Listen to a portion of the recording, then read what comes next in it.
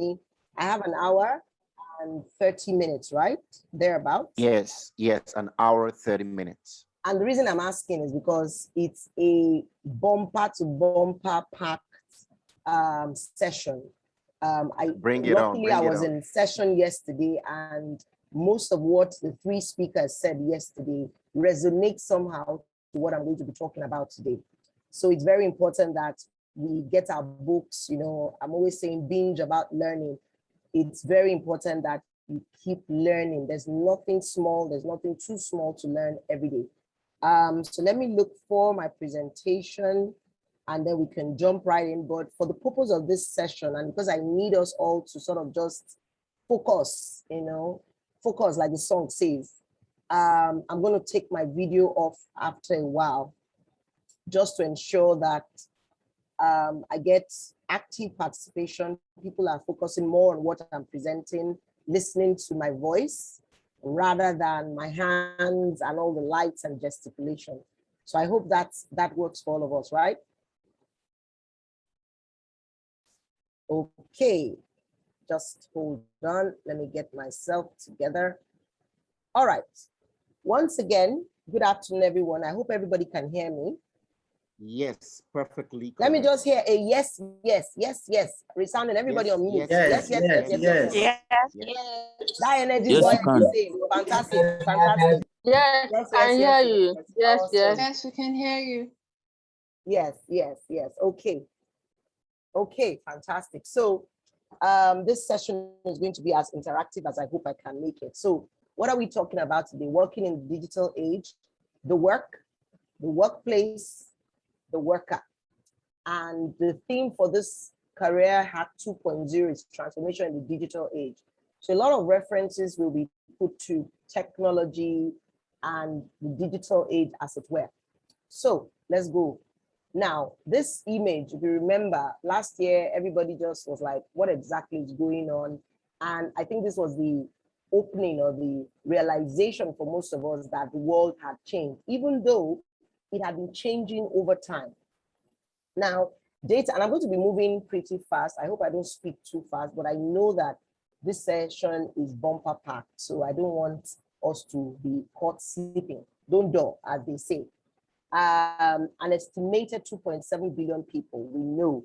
In fact, last year, we all participated in this. There were lockdown and stay-at-home measures. People were forced to start thinking differently if you were not in that space already. People, organizations, individuals realized that as I say, the cheese had moved, you know, and organizations were replacing full-time employees with contingent workers as a cost-saving measure. You will recall that offices shut down, people were now thinking of working from home. A lot of people lost their jobs, some jobs changed, many things happened last year. And in fact, like I keep saying, had started happening prior to now, but was amplified based on the pandemic. Now, things for us to consider. Somebody seems to be unmuted. Can we continue? So things for us to consider. 10 years ago, and if you do 10 years, that's 2010, 2011 to 2009, most of the social networks that we have currently did not exist. Fact, right? 10 years before that, which was about 2001, 1999, depending on how you're counting, we didn't even have the web, you know, or far back into it. I remember that when I started job hunting back in the day, we had to go to cyber cafes. So even all the phones that we have now, where you have Twitter, you have WhatsApp, you have Instagram, those things didn't exist. Everybody was opening a Yahoo email address. Some people in this room might not know what I'm saying, while some at least they've learned or they've heard from other people. I can see Yimika smiling to what I'm saying. Yimika, you're a Gen what? Don't worry, don't let me open it here. All right, moving on. Now, if you work in web programming, there's some very snazzy words now, snazzy roles that we're all familiar with. Online marketing, I think Sheung talked on that yesterday, where he was talking about influencers, how to ensure that, you know, people perceive or your brand is perceived or mobile phone industries, those jobs did not exist 20 years ago. What existed 20 years ago are things like, oh, you're an engineer, you're a doctor, you're a lawyer. There were particular fields of study, and those things have changed today. Now you have influencers, you have social media influencers, you have people who manage your social media pages, right? That has changed today. And the truth of the matter is, we all don't know what jobs will exist 20 years from now. I can sit in my room and start deducing and thinking and, you know, putting figures to it. You may not know the jobs that will exist. So what does that mean? The people out of work today will also find jobs again. Now, with the pandemic that came last year, a lot of jobs were lost, like you mentioned. Some jobs became obsolete. But what we know is that the world of work as we know it, the work itself won't be the same. So we're going to do something now. I want everybody to go into the chat box and tell me which changed first. Which do you think changed first? Is it the work? Is it the workers? Is it the workplace? Now, the way you write it is in the order that you think it changed first. So number 1, number 2, number 3, work, workers, or the workplace. Let's be doing that. I'll just give you, say, 30 seconds to a minute. Please type it in the chat box. Do you think it is the work, the workers, or the workplace that changed? Let's see, let's see. Are people ready? Are we ready? Okay. Hezekiah, work, workplace, workers. Okay, okay, okay. Work, workplace, workers. I'm seeing a lot of, well, workplace, work, workers. Faith says workplace, work, workers. Work, worker, workspace. All right. Thank you, thank you. Keep the energy going.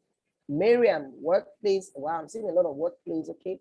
Workers, work, workplace. There are a lot of schools of thought around this, but let's continue. If Petola says workplace, work, workers. Maybe at the end of the session, you will explain some of these things, but I will go into it. Are we ready? Are we ready? Okay, a lot of Timothy. Thank you, Toby. Work, workplace, worker. Thank you very much. Thank you very much. All right, let me go back.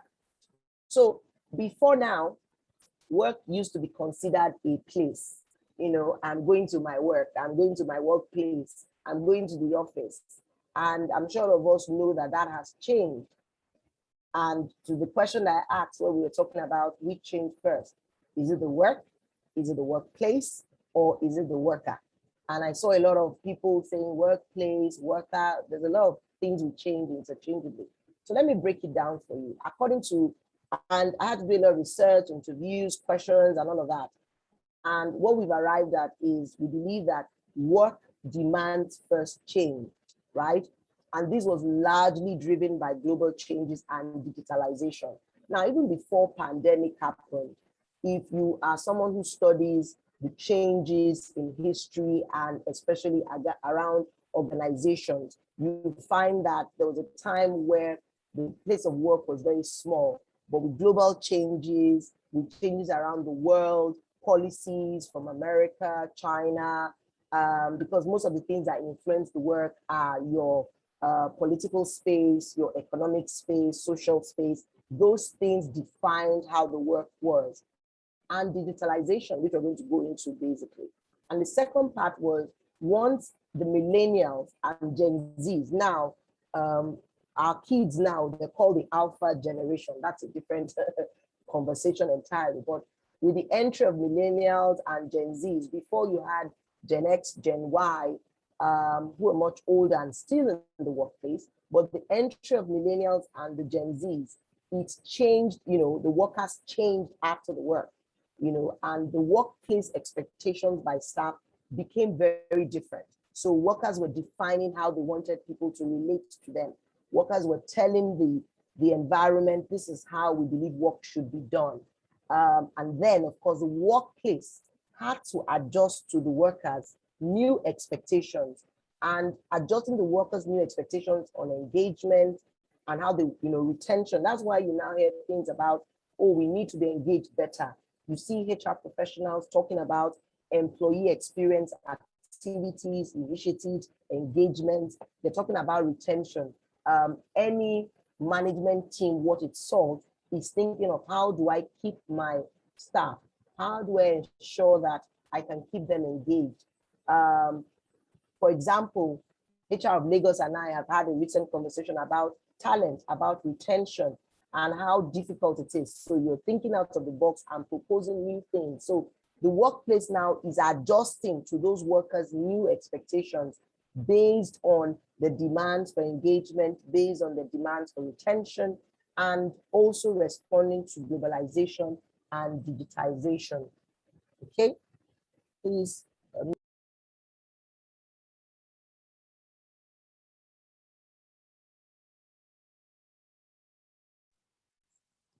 Hi, Kemi, mic check. Can you still hear me?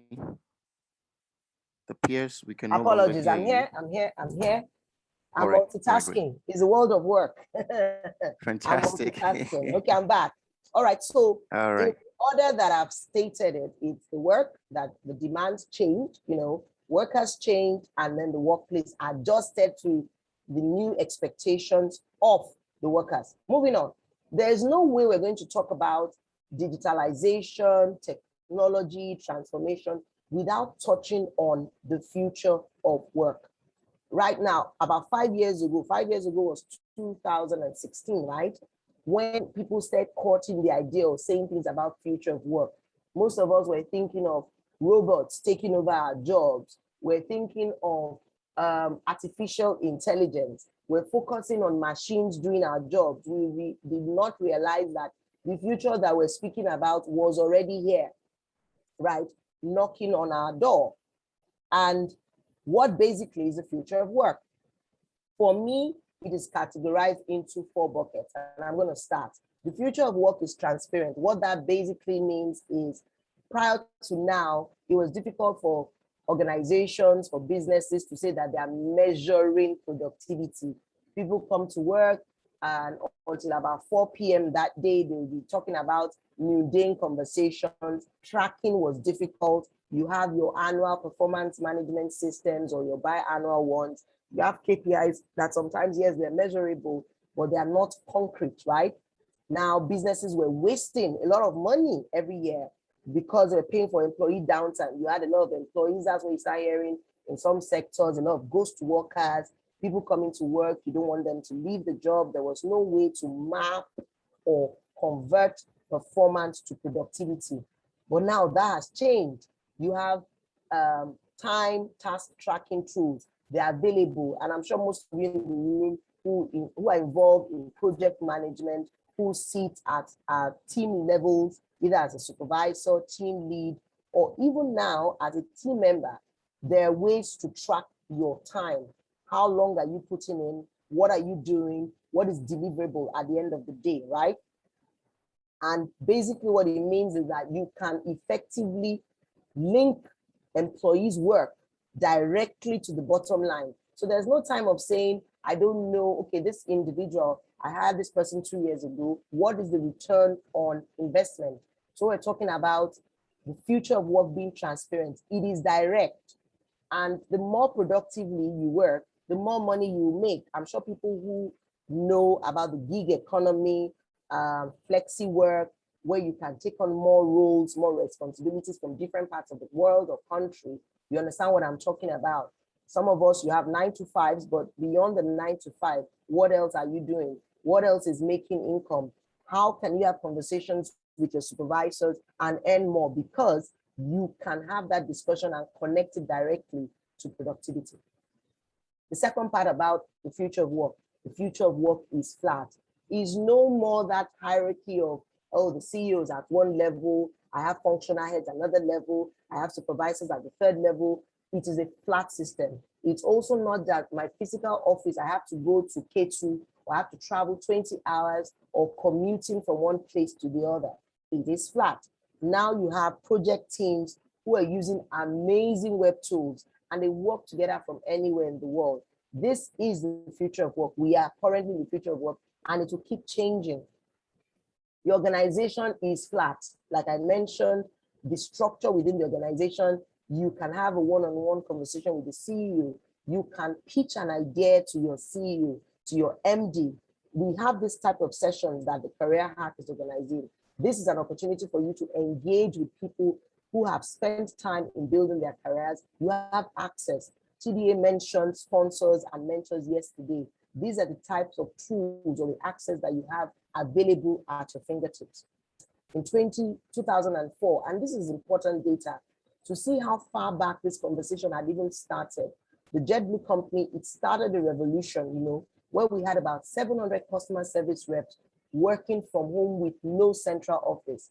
If you go and check or research, you see that a lot of companies, even in India, in America, were supporting each other with customer service reps working from different parts of the world.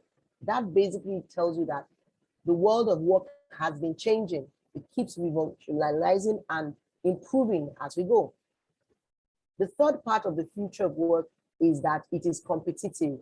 It is competitive. And I like to say this, that it is not just good enough to have a BSc, an MBA, which is fantastic, but a lot of organizations are moving from there. You'll see sometimes that you have 10 people who have the same type of degree coming to interview for a role, and they have the same background, or something sets them apart. And that is where we're going to. And beyond even the individuals who have similar structures or similar backgrounds to you, your competition is not even just individuals anymore. The competition isn't just individuals anymore. Not one individual has all that it takes to serve an employer these days. They need more, right? I'm sure if you know the meaning of crowdsource, you know, when you split a task into smaller pieces and unleash it into millions of people around the world. These days, you have things like virtual teams, where one person is project managing a team, somebody is coming on board as a social media influencer, another person is the one providing resources, hiring for that team in a different part. You have people working from India, from China, from Germany, from different parts of the world. No one is going to pay you for just having a degree. And this for us as HR people is very profound. You know, yes, you have a first class, second class, or whatever class of degree. What is differentiating you? What makes you different? I remember yesterday, I think it was Victor that said something along the lines, knowledge doesn't change anybody, it is behavior.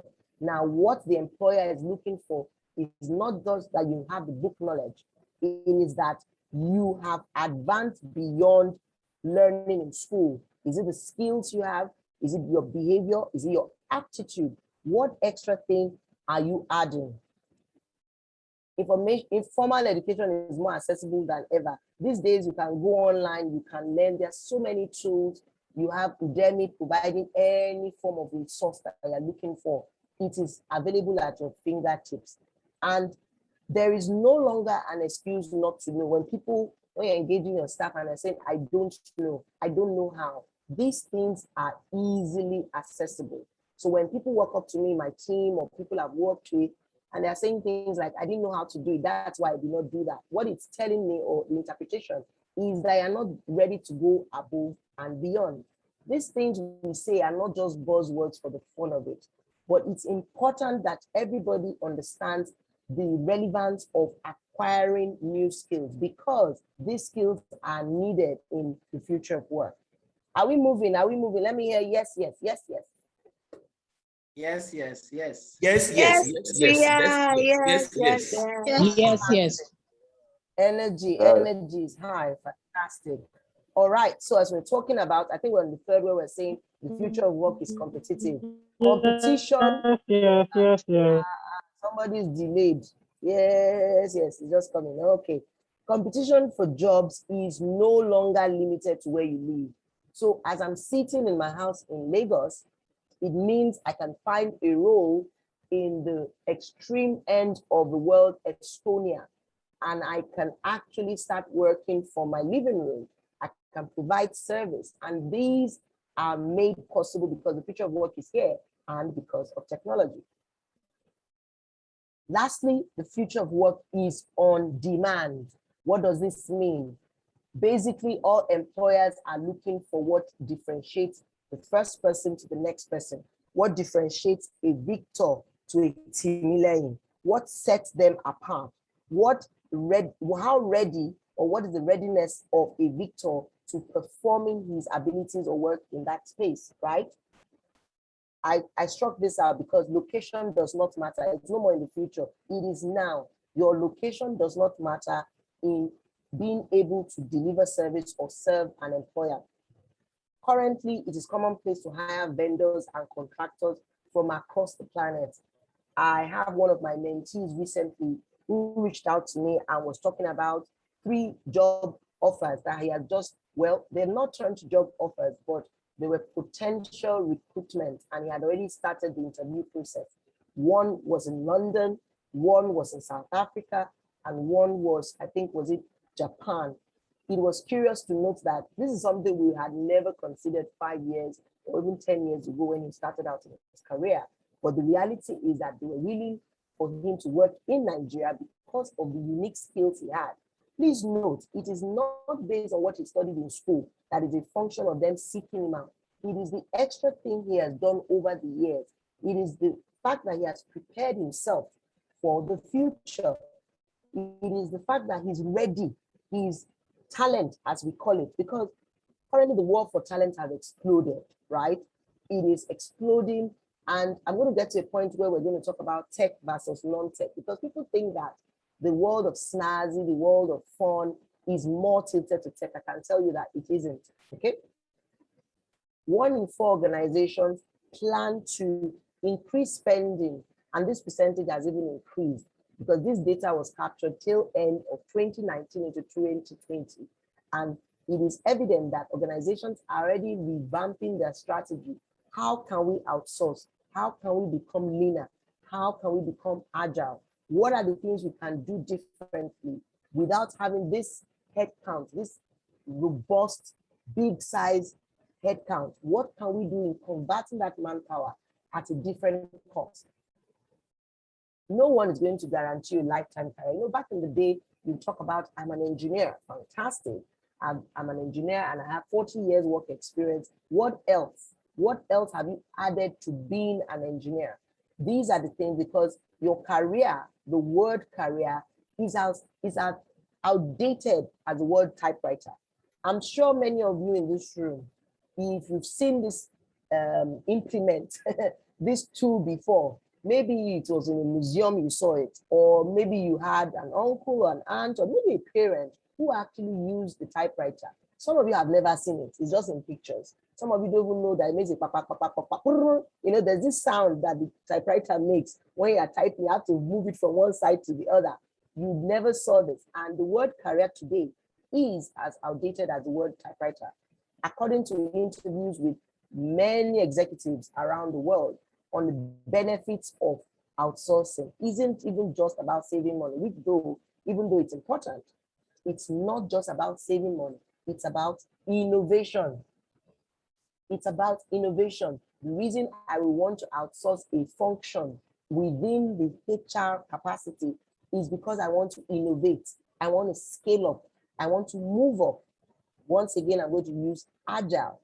You think it is just a buzzword in tech. It isn't anymore. Many businesses are choosing contract relationships over hiring new employees. Okay, you have the burden of paying people health allowance, you have the burden of tax, you have the burden of deductions, which is good in some roles. But if an employer can take on a leaner workforce and reduce the burden of those things, what then is stopping the employee, the worker in this case, from understanding that need and matching it effectively? You will also notice, you know, if you're somebody that loves to watch movies like I do, there's a production team. If you watch any movie, some of us are Marvel fanatics, right? At the end of when you watch a Marvel movie, there's a breakout number 2, then number 3. We're always waiting in the cinema. We don't move fast. After breakout 2 and 3, if you check the credits, you see the large number of people that work in making that movie. Sometimes you have people ranging almost 200, 300 resources just to deliver that movie. Now, most of our project teams, even at work, even though they may not be 200, 300, they are beginning to look like movie production teams, where independent individuals with unique talents, so somebody who knows how to, let's use an example of even this event that we're putting together. what HR of Lagos has done is brought in a unique mix of people to deliver this event. So from the people who handle publicity to creating the flyers, from the speakers that are here, from the people that are announcing on different pages, from Victor, who is working as a facilitator, the moderator, as it were, he has brought different people to deliver a project. And after this event, what will happen is that we will all go our separate ways, which also means it's possible we may work together again in future, or you may not. Now the employer has the capacity to choose who he wants or who she wants to work on a particular project. You do not meet up. I can't match your productivity to my bottom line. I can decide that you cannot serve the team in future. And that's why we're talking about virtual teams, right? Which is a group of individuals who work across time and space and organizational boundaries using collaboration, technology. What are you doing? Are you part of a virtual team? Are you upskilling yourself to be able to serve even as a virtual personnel? Data also, I like data a lot. People that work with me hear me say data, referencing data. This represents the growth of virtual teams between 2010 and 2018. So you can imagine how that number would have increased between 2020 and now, right? Although home is still the most common location where people work from home, millions of virtual team members work from just about anywhere. I have a session next week. I have a session, a virtual session and a physical session. The physical is an event. The session is a training course. Excuse me. I'm already thinking of how to ensure that I deliver on the virtual session and still attend the physical session. And that virtual session most likely is going to be in a corner space within a hotel. Will anybody know where I'm located? Maybe not. But am I able to speak to an audience? I will, right? It's basically a whole new paradigm. So what it means is there is a mind shift.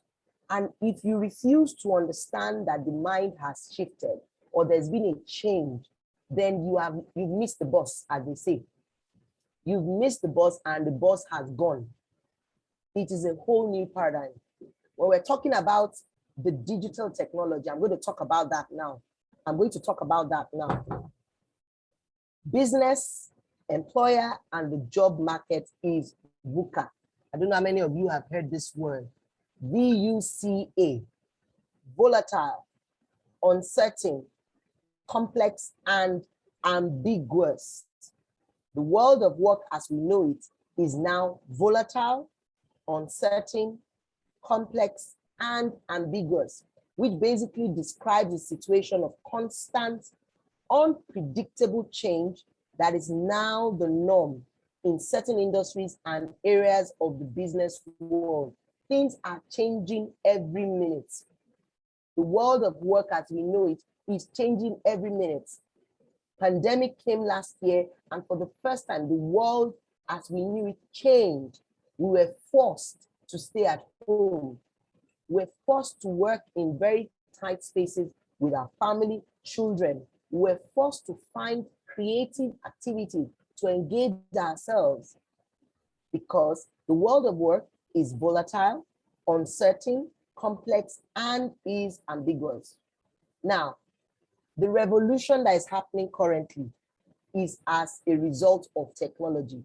And if you understand what technology is, technology changes.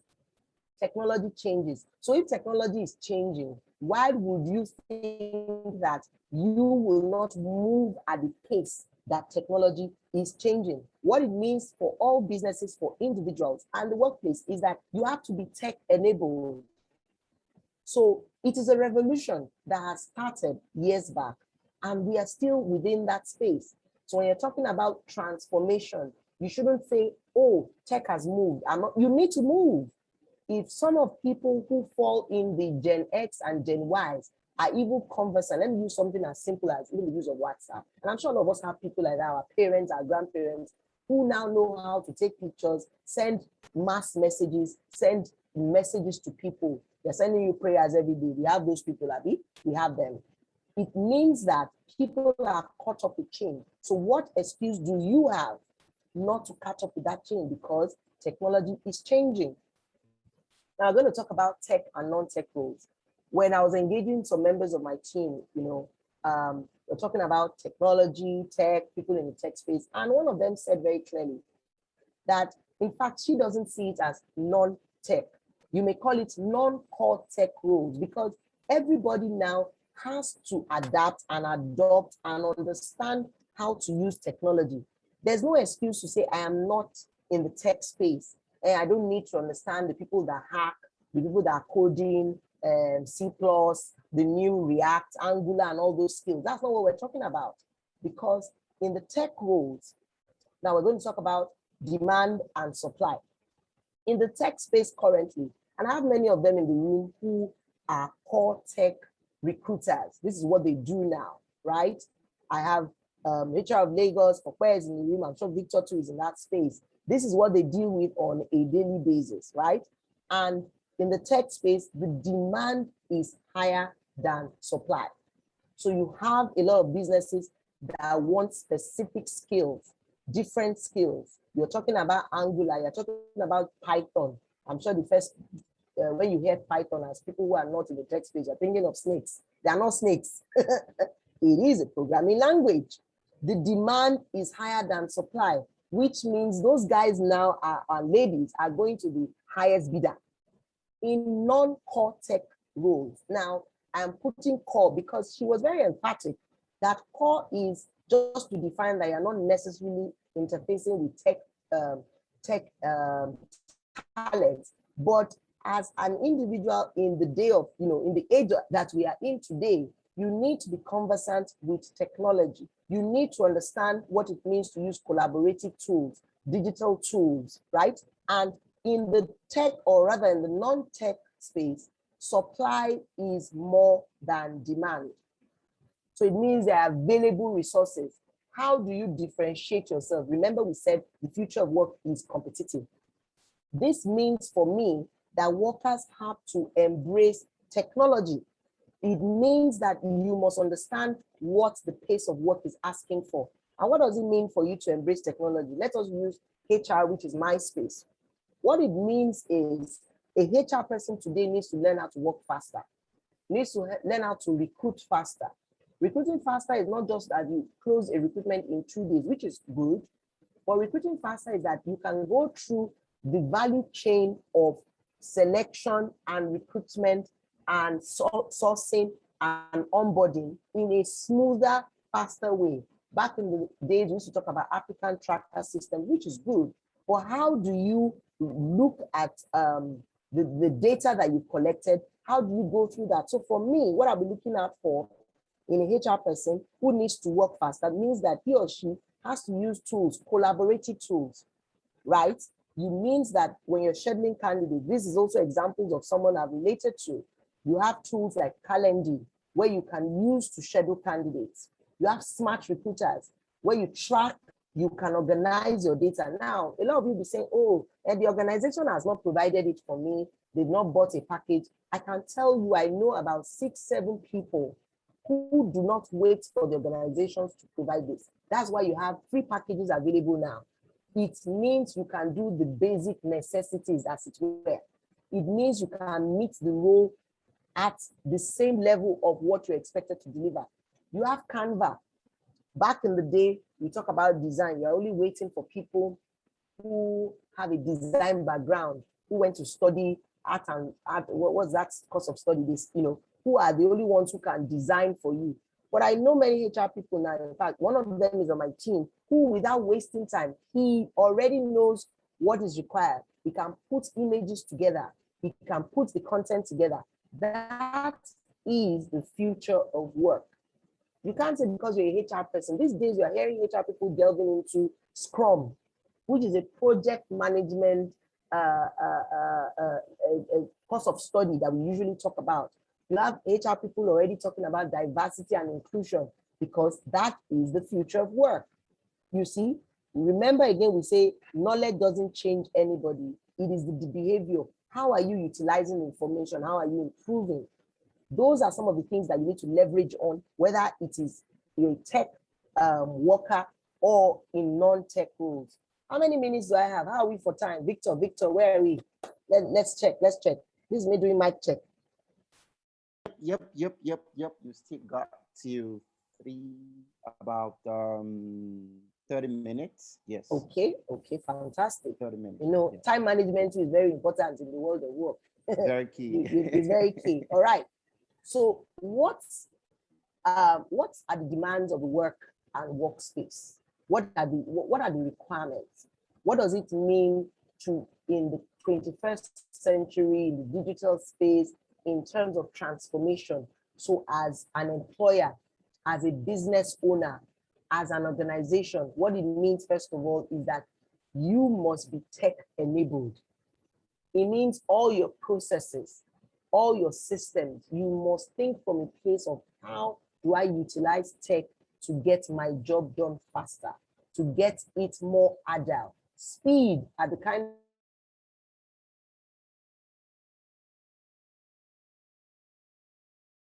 of, right? Workers must embrace technology. So an employer is looking for a worker that is different. There's a differentiation.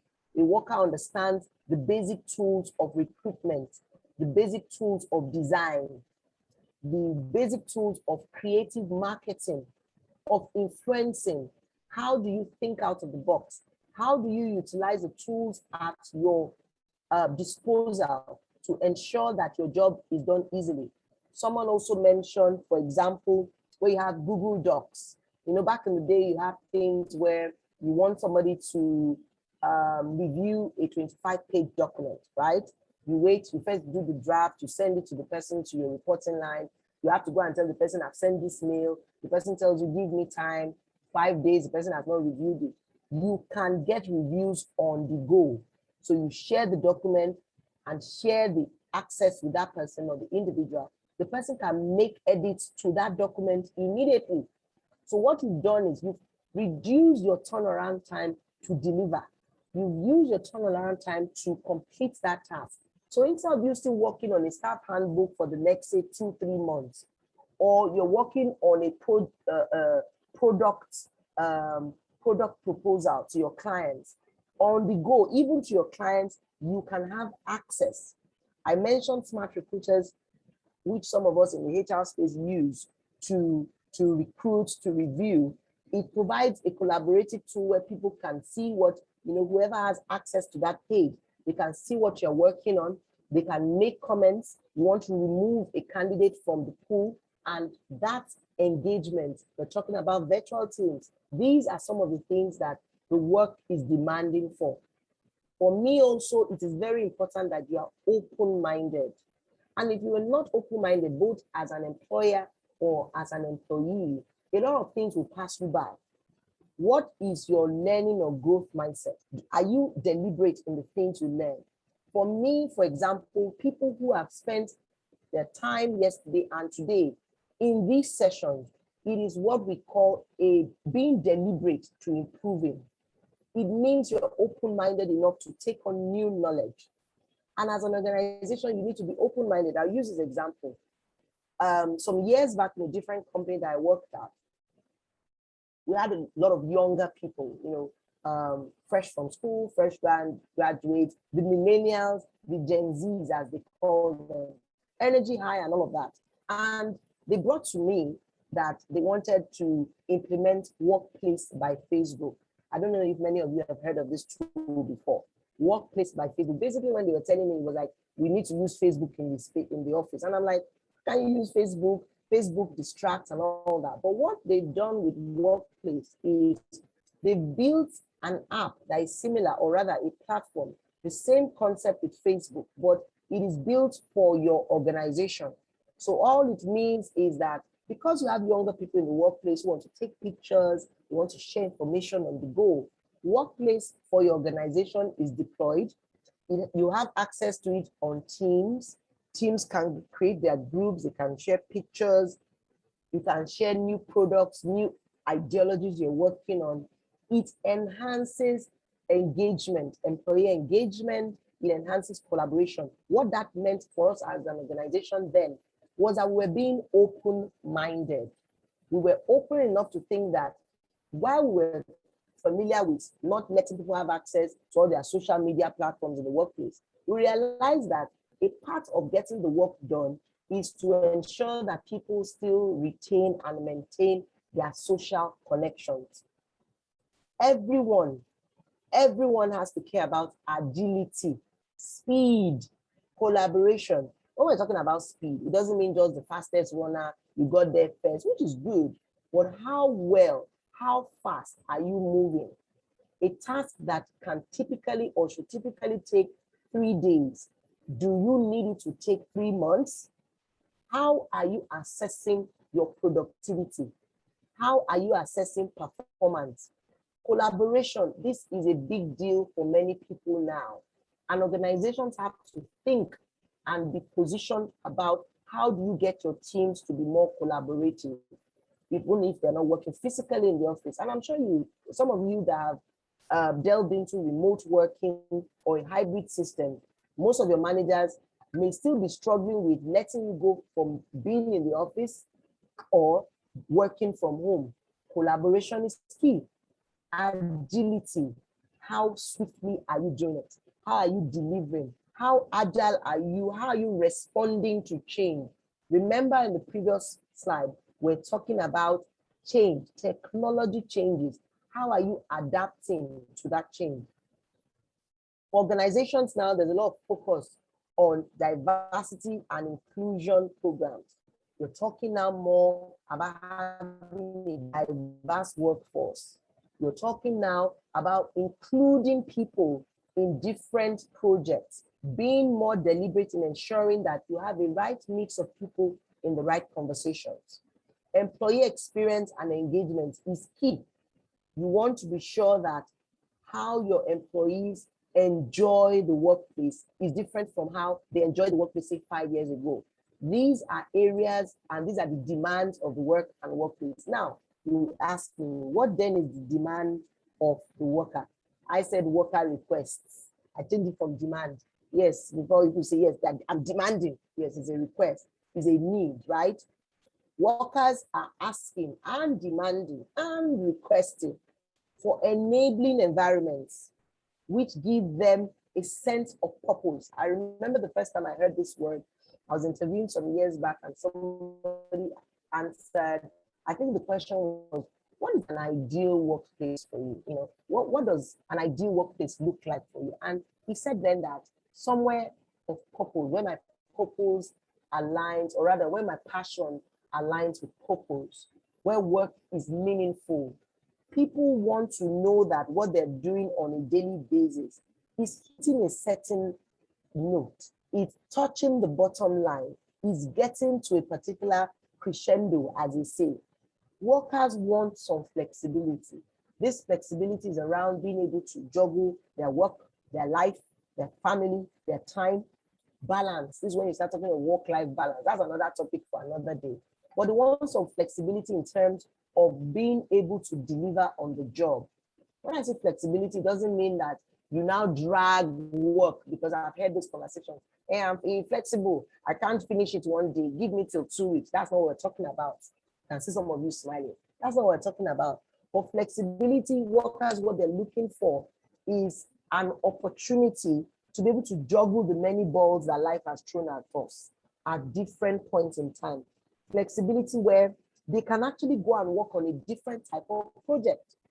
Yes, you're an accountant in one department. Accounting to now the different areas that it is building into and changing to, right? Flexibility for me to be able to partner with a different team and deliver. You now start hearing or talking about digital tools, digital space, revenue generation, even in the digital space. That is where we are at now.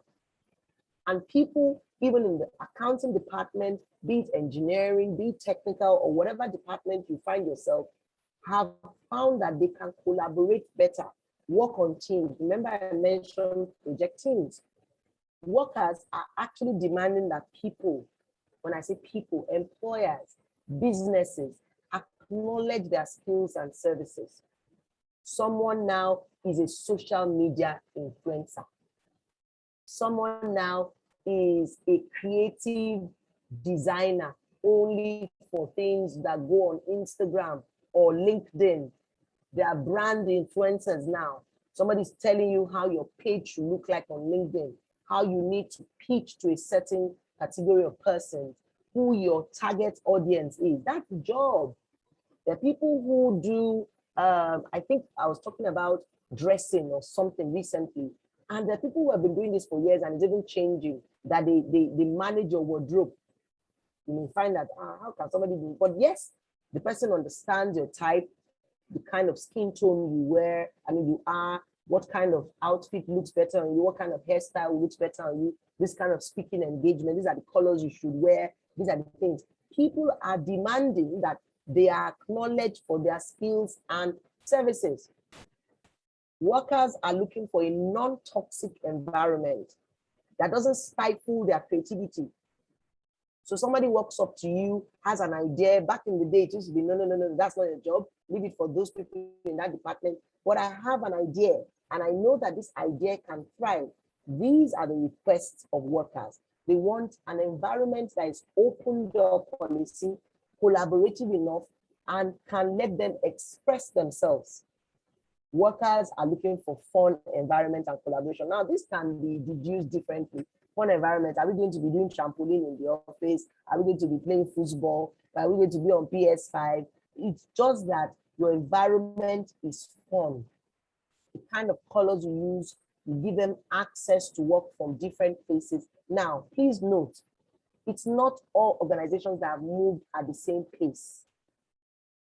We've not all transitioned at the same pace, but the reality is the future of work is here, and people are either on the bus, some people have been on the bus, some people are at the bus stop, some people are still running from their homes to the bus stop. But the point is that that bus is moving. And what it means for most of you in this room who are in the category of workers, you need to know what the requirement is from the workplace.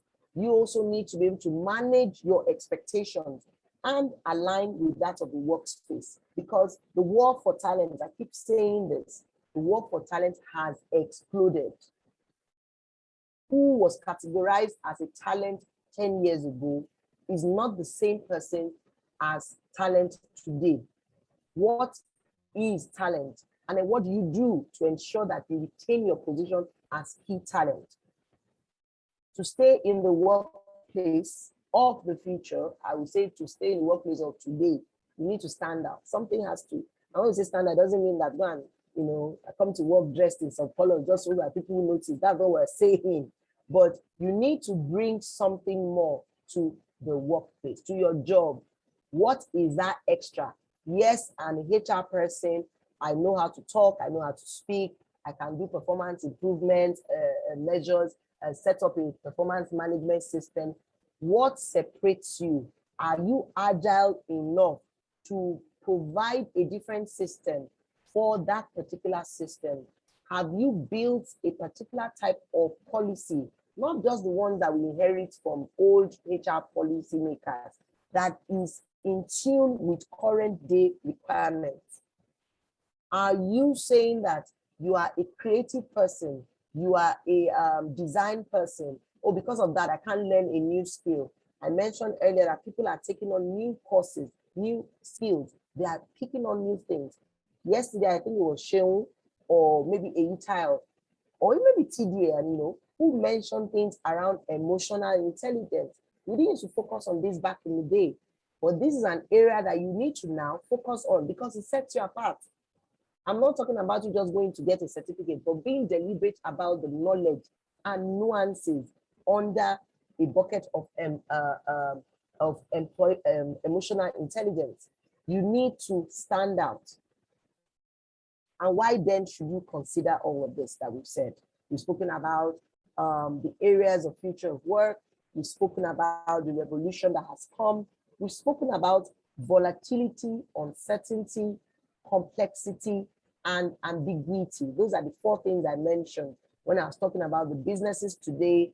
The employer today is volatile, uncertain, complex, complex and ambiguous, right? Why should you consider this? Because in the future of work, which is transparent, which is flat, which is competitive and on demand, individuals will always have more freedom and power than ever before. We mentioned this already, where people are defining the way they work. People have gotten to a stage where they can go and research your company. It's available, it's accessible. You can go anywhere. You can contact old staff of that environment. You have companies that collate data on the practices in that company. People have freedom and power than ever before to decide that, you know what, I want to spend the next 3 years building my home. I want to have children. And for me to do that, for me to dedicate time to my children, the kinds of jobs that I would take will require flexibility. I have a friend currently whose kids are studying abroad and they just moved schools. And she's already conversed with her current employer that over the next 6 months, every 4 weeks, she will be required to travel and see the kids when they are on holiday. These are the kinds of flexibilities that employers too are taking on. These are the kinds of questions that individuals are asking for. Your earning potential will be based on merit, not just location. It's not until you're physically in the office for some organizations that productivity will be measured, right? And it means you can take 1 or 2 more gigs, but please note, while we're preaching that you can take on more responsibilities, ensure that you won't have the capacity to do it. Ensure that you have the tenacity to do it. Ensure that you are resilient enough to deliver, because one role should not suffer than the other. It's not everybody that is built to do these gigs, but we're saying that this is what the employers and the employees of today are demanding, right? Things you should also consider is, in truth, employers have access to a larger, more skilled workforce. So it means I don't need to only wait for people who physically come for interviews for me to hire. Interviews are done online virtually now. I can go through somebody's work history or get details of their profile. I have colleagues who will reach out to me asking if I can speak, I can reference a particular person who has worked from a particular country before. I've had people from Ghana, I've had people from Uganda, I've had people from the UK in the course of my career. That is not even now where the pace of change is moving. And the only way you can access the quality of what those people have done is access to their skills. You have access to a larger and more skilled workforce. Because in truth, the future of work is you. It is not a machine. It is not just artificial intelligence. It is not a robot. The future of work is you and how you decide to build yourself with the new skills that you're picking every day, positioning yourself for the change that has happened. There's been a revolution, a transformation, whatever word we want to use. And what it means basically is that the demands are now different from what they used to be. If you can see this picture, it represents the change in time in the different seasons: winter, autumn, summer, and which one have I missed out? I've said winter, autumn, summer, and spring. The demands are different from what they used to be, and we should expect more changes. In the beginning of my slides, I was talking about what jobs will be available in 20 years. We don't know. So what it means is you must be flexible. You must be agile. You must be ready for the change that is coming. It has come. Technology is not waiting. Technology evolves. Technology is dynamic. Technology changes. Thank you very much. I've come to the end of my session. Thank you. Well, can we have those rousing? Oh my word. I think maybe I'm very more emotional because this is directly about the space I'm playing in, which is technology. I mean, technology has come to make everything pretty much seamless. Can we have the rousing ovation? Thank you so much, Kemi. Brought in so much value. Thank you so much. This is. I'll hand it over to HR of Lagos to make a comment. Honestly speaking, if this is the only session we have for Career 2.0, I think no, thank you so much. Thank you so much. So I think we'll just take questions. And I mean, let me also point out something here. Career 2.0, the team and this particular, I mean, were put together by myself and Kevin Shonebi. She's like a very good supporter of HR Lagos. She's really been there, right? And I think I told Victor that I wanted to I almost didn't have this Career 2.0, right? But she kept pushing that you need to do something, right? Thank you so much for this, and thank you for this session. I really appreciate you. And so let's just take questions. Victor, over to you. All right. Oh, thanks a lot. You know, without mixing words, this is not those cliches that you say at the end of every meeting like this. It is what it is, guys. At least Adekule sang that. It is what it is. Kemi actually, I mean, from actually poured out value, you know, as almost like she was speaking to, you know, like a $1,000, you know, participation class. And I'm really, I mean, when you see things like this, you want to celebrate it, you know, you don't want to just throw it in the carpet. Thank you so much, Kemi, you know, for, you know, I know you were multitasking in the background and doing some couple of things, but you brought in value. This is so much value. And for everyone at Career Hack and the HR of Lagos team, want to say thank you so much. Yimika, you're trying to say something? If I'm allowed, I just want to clap for 1 minute. Am I allowed? You have 40 seconds or less. So yeah, start clapping. You guys should join me in the audience. Please let me know anything. Let me know. Thank you so much. Thank you very much. Thank you, Kemi. Thank you. I can see my small participants.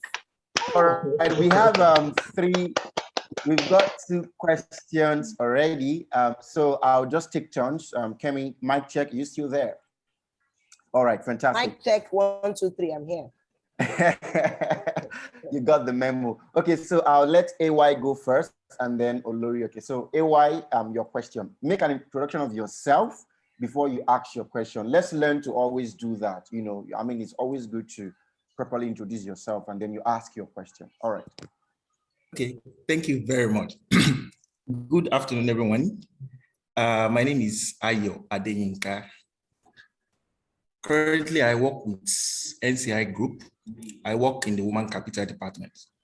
Now, I have a question for Madam Kemi. Madam Kemi, thank you for your time this Sunday. It has been a very wonderful time.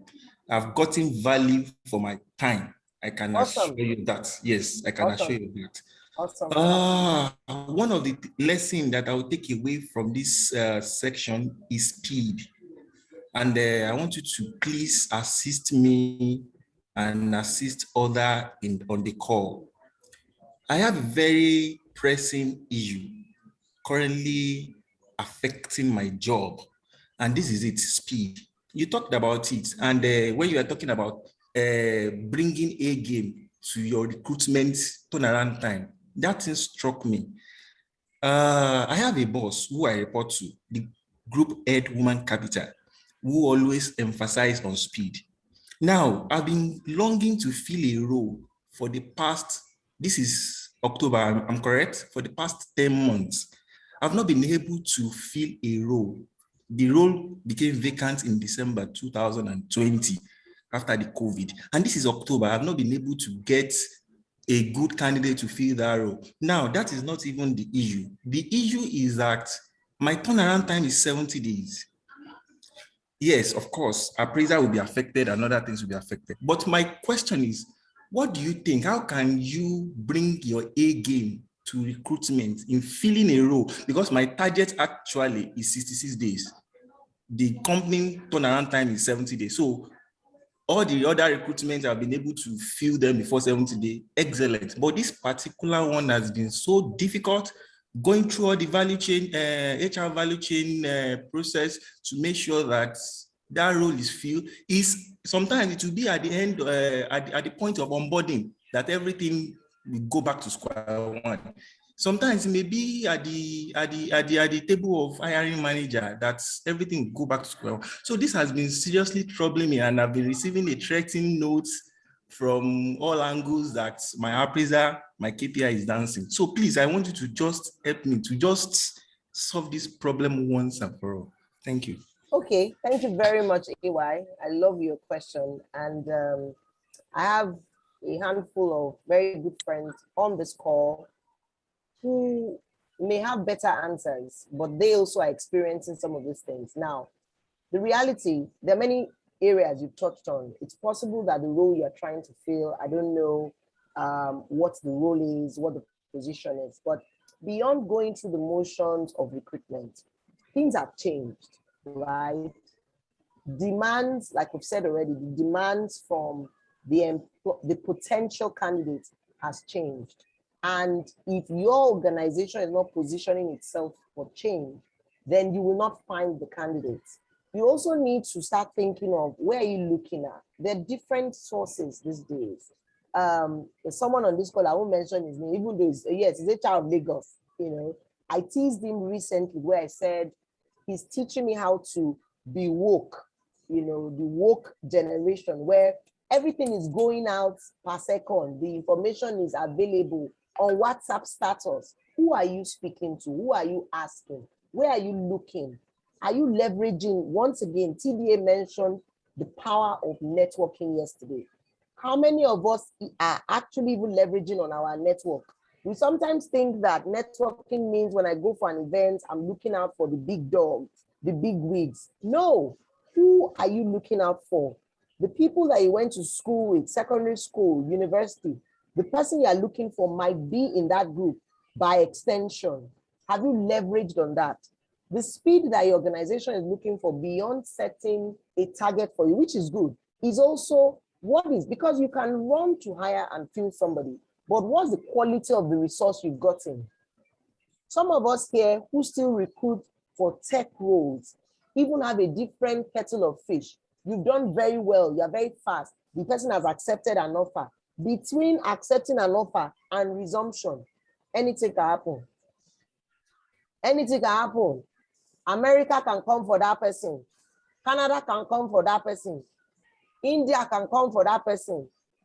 I wrote a story recently where I called Japa. It's happening.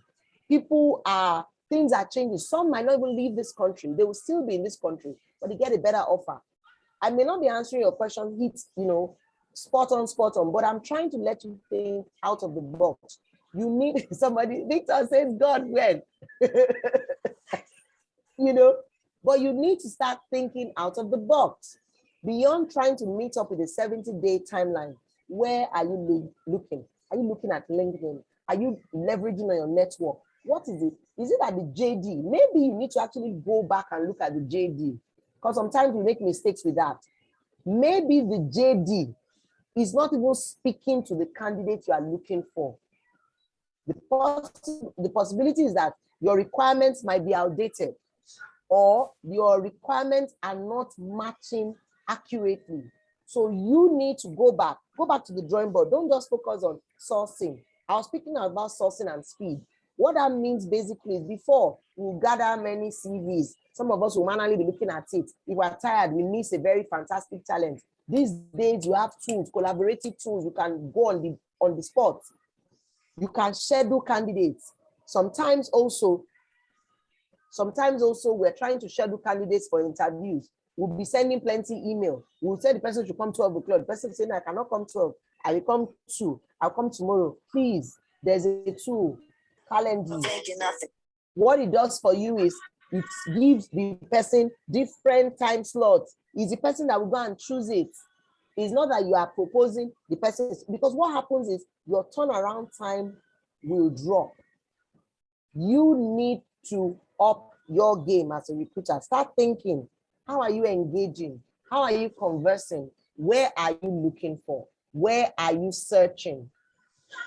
I like this person said something about get feedback from the candidate. Very important. Those candidates that almost accepted your offer or accepted and changed their mind, what's the feedback? Did they get information about the company and realize that, Or let me use simple example, we all know it. You want to hire for a role, and then there's a manager in that team, and the manager is notorious for something, and people have been talking about that manager. My dear, nobody's going to come to that role, especially because the worker of today is demanding for a fun environment, is demanding for a non-toxic environment. So it's very key. Thank you very much for that feedback. It's very key. Get information from the candidate. What are your concerns? What was the issue? Why did you not take this offer? Maybe a lot of information come from there. I hope I've answered that question, AY. Yeah, thank you very much. All right. Thanks a lot, AY. Thanks, Kemi. Before I bring up Olorioke's question, just to share a bit of personal experience around this, if you will let me, Kemi. So I remember when I was hired for a certain job role, and this is on this, what AY is going through is on two poles, right? It can be on the pole of the employee, where you don't see yourself as valuable, but that's not what we're talking about now. So let's look at the pole of come off this high horse that you are the alpha and the omega as a HR or as a hiring person. Come off this high table of, I am the beginning and the end. The world does, if they can even fire you that is hiring, the world doesn't revolve around you. And we need to begin to move away from that. I remember, that certain role I didn't even apply. So they reached out to me that they want to have a chat, so they said they were going to call me a certain day. So again, if I were the kind of employee that, I'll just stay home or stay somewhere where in case, I don't know when they will call me or whether it's in the morning or in the afternoon or at night, I wasn't going to suspend my entire day because someone is calling me. I went out. And when the HR person called, I said, sorry, I'm having lunch. I can't talk to you now. And where I am is noisy. And he said, I'm so sorry. I'm very sorry. I'm going to call you back. I gave her time and she called back. Now, if she was alpha and omega, she would have said, look at these idiots. We are calling you to give you a job. You are telling us you're having lunch. But I was having lunch. I mean, should I not have lunch because you're trying to give me a job? I'm having lunch. And I was polite about it.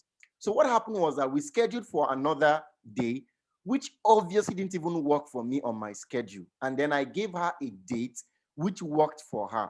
So I learned something from that. She was humble enough. She needed talent. And I was super qualified for that role. What does it take to get this guy on board? If it means working with his time, I'm okay with that. So oftentimes, this turnaround time of a thing, we're trying to, squeeze the talents into our own policy. They've not even started working with us. We're already stressing them out. We're already bringing too many things. Maybe you need to loosen up a bit.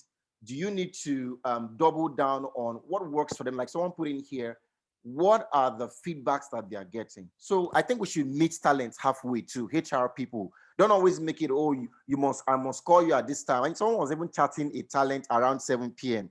And the lady said, please, I don't chat around this. I said, so I'm trying to give you a job. You are telling me you can't chat. Like this 7 p.m. work has closed. What are you doing?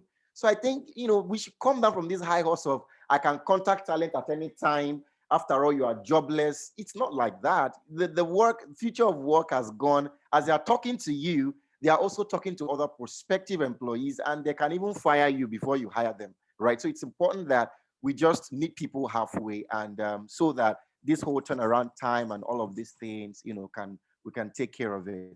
So thank you. I'm going to let Olorioke ask her question. So Stella, can you go ahead with your question? Thank you very much, Victor. Good afternoon. Good afternoon, all. Good afternoon to Kemi. Thank you very much Stella. for that. Hi. Thank you very much for that impactful, valueful, insightful presentation. In fact, quite a number of things have resonated to me while you spoke, such as having an open mind in the new digital economy, such as be ready to learn, to be acquainted with various tools that speaks to agility and all of that. Beyond this, are there courses that you can recommend for upskilling? That's my question. Thank you. All right, thank you very much, Stella. I appreciate the feedback. So I think it depends on your area of interest, you see. It depends on a space that you want to play in and how you, based on interaction, you feel that there are areas you need to improve on. I'll go back to what I heard in the session yesterday when we were talking about mentorship, sponsorship, and even coaching. There are different people that play these roles in our lives. The people that you bounce ideas off, as a mentor, who can sort of guide you on areas you need to focus on. So what are your weaknesses? What are the areas that may not even be weaknesses? It's just that I want to improve on. These days, I'm hearing people take on new types of courses, and I'm wondering, okay, I think I asked one of my younger friends recently. She said she had done something in Scrum, and I just asked, okay, why did you do this? But she could articulate the reason why she had added it. It's not because everybody around the world is undergoing that course. The people who still will take on project management because they're veering on into operations management and they want to have an edge over other people who have been doing it, right? Emotional intelligence is another key area, especially if you know that the role you'll be or the place or space you'll be playing with will require a lot of interaction with teams, or you are at a level where you are maybe mid-level management going into senior level management. And this is an area where they're saying, maybe you don't know how to engage people very well, you're not approachable, you're not open-minded. For example, I am even interested in learning how to code. I've decided that maybe next year, yes, Yumika, you're smiling, so that, yeah, so even if it's basic, even if I hope you're not planning to japa. It's not for japa, Kemi wants to japa. Kemi wants to japa.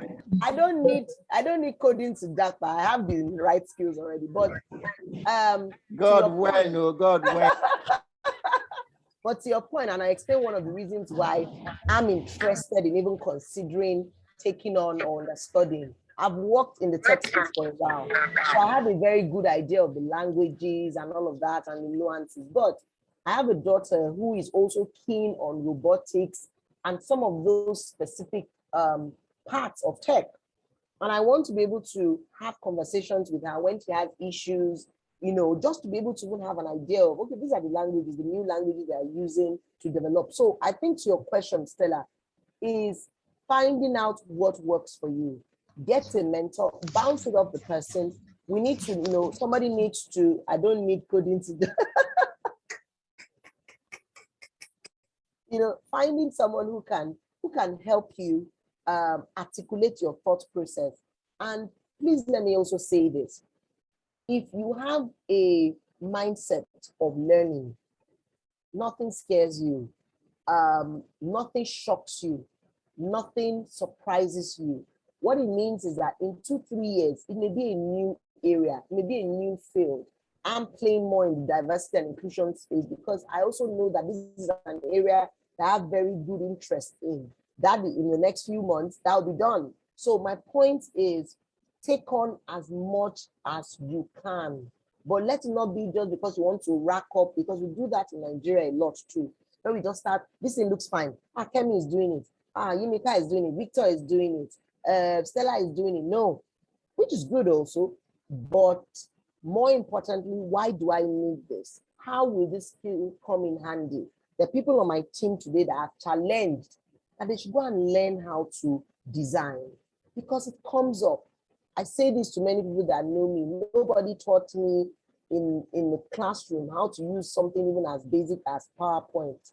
It was an innate desire because I was working on a team then I used to rely on some team members in a different team to deliver on my, my designs. We used to do a lot of presentations for teams for training. And I realized that my turnaround time, remember, we were talking about that, was affected. So what I did was I started self-learning. I started going online. I asked questions. I'll sit with them. I'll see how they change the color scheme. I will get some information. I'll tweak it. And that is how I am able, without relying on other people, to quickly deliver PowerPoint presentations, to put content together, which is another skill like I sell. So if somebody comes to me and says, I need a PowerPoint presentation, we need a training, we need to train our assessments, we need something for our assessment center, I have things readily available. That is how you position yourself. I hope that answers the question from Stella. Stella, I hope you're good. Yes, thank you very much, Kemi. So finally, because we're out of time, finally, I'm going to take Itunu. Itunu, please, can you unmute, introduce yourself, and then ask your question? Thank you. Hi, good afternoon, everyone. Yeah, good afternoon. Okay, my name is Itunu Jika, and I have a question. Thank you very much, Kemi, for your wonderful session. It was really enlightening. So my question is, like as an hiring manager, what do you look for in like an administrative staff?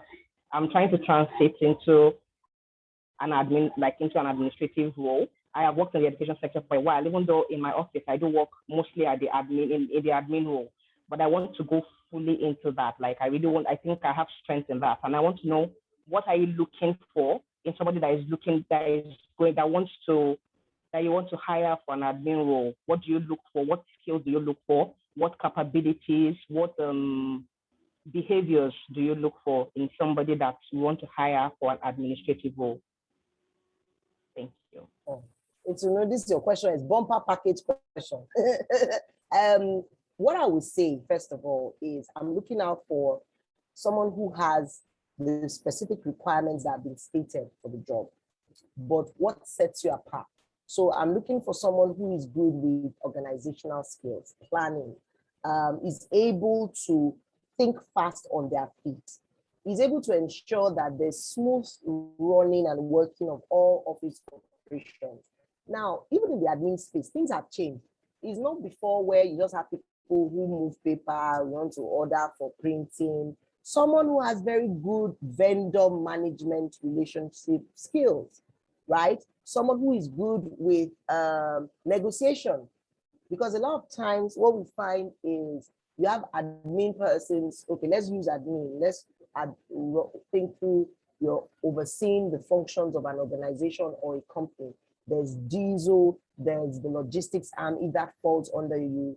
How fast, in terms of speed, can you ensure that the value chain from the point of procurement, from the point of delivery, from the point of vendor management? I want somebody who has access to a wide pool. This is me speaking.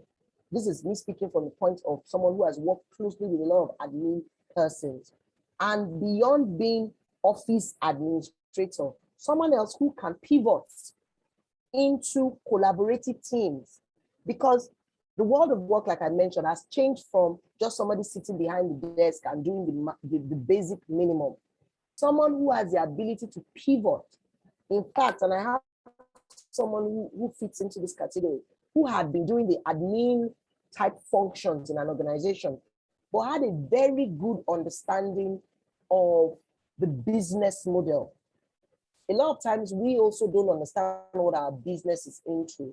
So that person was working closely with some project team, and currently is spearheading one of the project teams delivering a key product line for the business.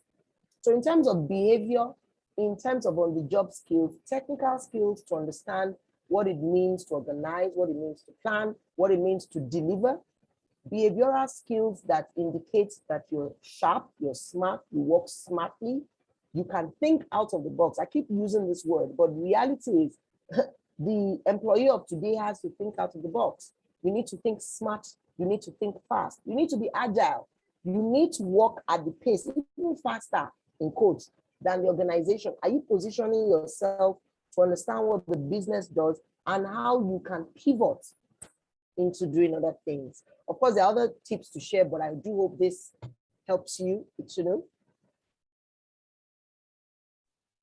Hey, Tino, are you good? I can now? hear you. I trust. Fantastic. That answers your question, right? Yes, it does. Thank you so very much. That really helps. Like, you've given me a lot to think about and work on. All right, fantastic, fantastic. All right, so thanks a lot, Kemi, from the entire HR of Lagos team. We really, really do appreciate you. And we have some champagne for you at the lobby. A very, very special champagne branded in your name. So if you please make your way down to the virtual lobby. But Kemi, would like you to take like your final words, to everyone in this room. What's your final charge to everyone before we call it a wrap with your session? Thank you very much, Victor. This your champagne. I won't drink it. This one, my name is branded on it. I think that final words will be along the lines of workers having to embrace technology. The work also has to embrace technology. You need to always position yourself to be relevant. You need to see yourself as key talent. But being key talent is not just, because I'm all snazzy and dandy. I've met a lot of people that have fantastic certificates or certifications, that have fantastic, in quotes, work history, but it's not translating to value. You see, a lot of conversations yesterday was around networking. A lot of us don't know what power that is. A lot of conversations was around positioning yourself. Humility for me, most people that know me personally know that is number one. We need to be humble as workers or as employers. Well, employers, when I say employers, maybe recruiting managers or hiring managers or even managers, right? And always think that you can do it. There's nothing you can do, but we must be committed to our own growth. Don't wait for an organization always to say, the organization has to do this. Please invest in yourself. I know what work went into getting even people to pay for this. And like you said yesterday, some people were sponsored. Some people just are not interested to invest in themselves. Please invest in yourself. Learn, learn, learn. Binge on learning. Thank you very much. All right, all right. Learn, learn, learn. Position yourself for the future of work, which is basically the now of work. Thank you so much, Kemi. It was really exciting to be here with you. We love your energy, and we hope that Career Hack 3.0, we can also get you on board. Like Gideon says here, investment in yourself is not a waste. All right, so Yimika, yeah. Yes, let me say something there. Career 3.0, I'm happy to inform everyone on this call that it's going to be physical, not virtual this time around. It's going to be lecture. No COVID, no COVID. Yes, Goodbye to COVID. Kemi is going to be there. Kemi will be there for selfies and groupies. Yes. So I just have to put that. Please, if you want to take selfie with Kemi, just put your names down. It's $5 per selfie. We're collecting it on behalf of her. Thank you. All right. Thanks a lot, Kemi. So right about now, we're getting set for the final wrap. Guys, I want you to give me some energy. If you want us to bring the final, let me see some energy in the room. Let me see. The final speaker is already in the virtual lobby. Can I get some energy? Energy. I need energy. No energy. Yes, Victor and money are like 5 and 6. I love money. Yimika knows this. Business, money, that's where I am. Thank you. Energy. I need energy. I would evict you. See, BBN has ended, but this is our own. I can evict you. And it's just to look for your name and take you out of this session. So I need energy, energy. E for energy. Salako, I feel you, I feel you. Come on, come on, come on, come on, come on, come on, come on. Yeah, yeah, yeah, yeah, yeah. Energy, energy. Awesome, awesome, awesome. Toby, you are on cloud 100, cloud 100. Awesome, awesome. I'm owing some people champagne here. Why some people will drink champagne, champagne. There's champagne, there's champagne. So we're going to be bringing up the final speaker. I'd like admin to help me out. Admin, please help me out. Thank you, MM. MM, I see your energy. Good one, good one, good one, good one. Fantastic. I love you guys. Your energy is massive. Guys, energy is life. Energy is life. Anybody that wants to, you know, when they will say bad energy, you know, from January 1, 2020, we'll start saying things like bad energy, go away from me. Then by February, everybody's head will reset. But please, we don't want bad energy. We want positive vibes, positive energy. We have our next speaker in the room. They said that the last part of the meal, which is the bottom part, is, you know what it is. Like if you've ever eaten the bottom part, you should know what we're talking about. If you haven't, you need to go try it.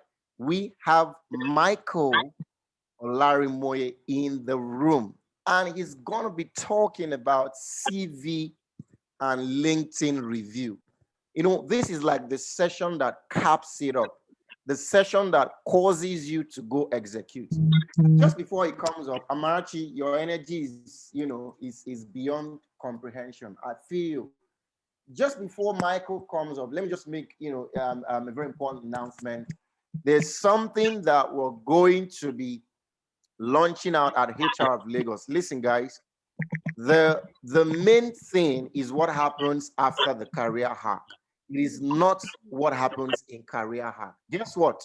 You know what's going to be waiting for you out there? There are several demons. Demons of procrastination, demons of laziness, demons of I cannot come and kill myself, demons of ego be, demons of it is what it is, demons of I cannot come and die, demons of, well, they should not disturb me, Jerry.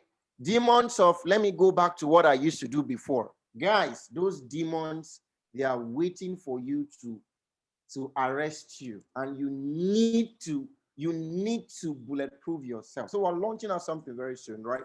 So we're going to be starting something really important, right? And I see some people have been asking, you know, how can I be mentored? You know, how can I get mentorship? How can I, you know, what's the follow-up? What are we going to do as a result of this? Guys, you have to DM HR of Lagos on Instagram if you want to be among the first set of people that are going to be receiving, you know, into our club. This club, I'm not going to say much about it. We have our speaker waiting. We cannot keep our speaker waiting.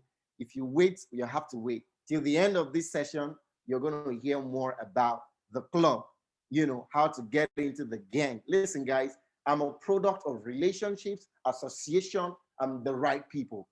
You know, there are two things that people will do in your life in a season. They would either serve as a roadblock or a channel. So people will come into your life to take you up in a season or to crash you in a season.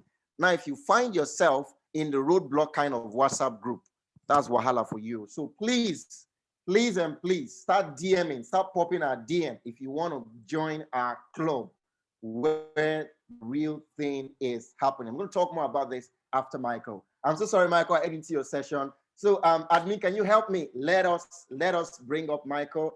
Can I have his profile, please? Can I have it up, admin? Is it available? Please, Victor, check your message, your back channel. Oh, back channel. Great. So for those that won gifts yesterday, I hope that you got your gifts. I hope that you got your gifts. I hope you reached out. All right. So we're going to bring up Michael Olarimoye. Just give me a minute, guys. We have to do excellence is important. We must uphold excellence. We must uphold excellence here. All right. Thank you so much, Michael, for staying put. All right, so Michael is a people, process, performance, and profits. Guys, take note of the 4 P's. Don't joke with it. Number 1, people. Number 2, performance. Number 3, process. Number 4, profit-oriented business professional.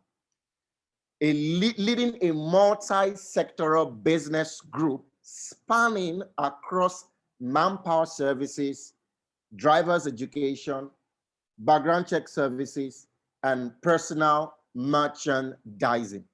He's currently the principal partner at Monster CV Global Resource. Ladies and gentlemen, with a rousing ovation, I want to see the rousing ovation. Let us receive the man of the moment, Michael Olarimoye. Good afternoon, Michael. It's great to have you here. Welcome, Good afternoon. Michael. Good afternoon, everyone. Good afternoon, HR of Lagos. Thank you very much. Good afternoon, Victor. And congratulations to everyone that has been participating in the program so far since yesterday. We've been following up and it's been back-to-back, power-packed session.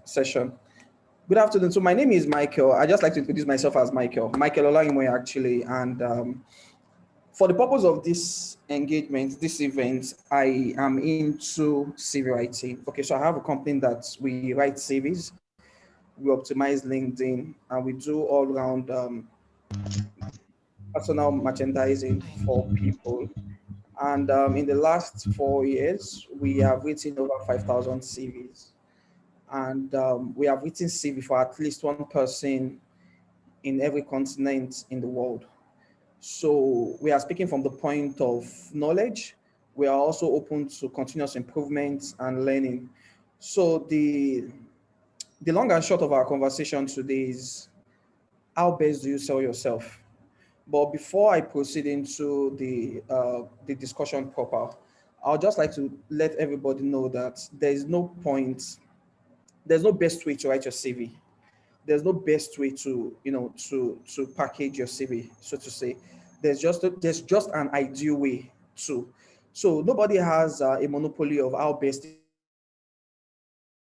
that you must have on your CV should you need to get the attention of recruiters. So very quickly, we'll be looking at a few things, and please I'll try as much as possible to make it very practical. At any point in time, should you have questions, kindly just indicate via the chat, and I'm sure Victor will pick it up from there so we can trash the question before we go ahead. Around CV discussion, there are usually a lot of questions, and there are usually a lot of myths where people say all manner of things around, how best your CV should be or how best your CV shouldn't be. And I am not just into the CV writing business. I'm also a core HR professional, and my key forte is actually around recruitment and selection. So I understand CV from the point of what recruiters want, and I understand CV from the point of view of what candidates should present to recruiters. And to also double check what we are doing. Sometimes in 2020, we did a survey, and we sent out, questionnaires to over 100 HR professionals across different industries, different career ladder, and different career level. And we just wanted to know what they think about what a CV should be, what an ideal CV should be, what they're expecting you to put on your CV.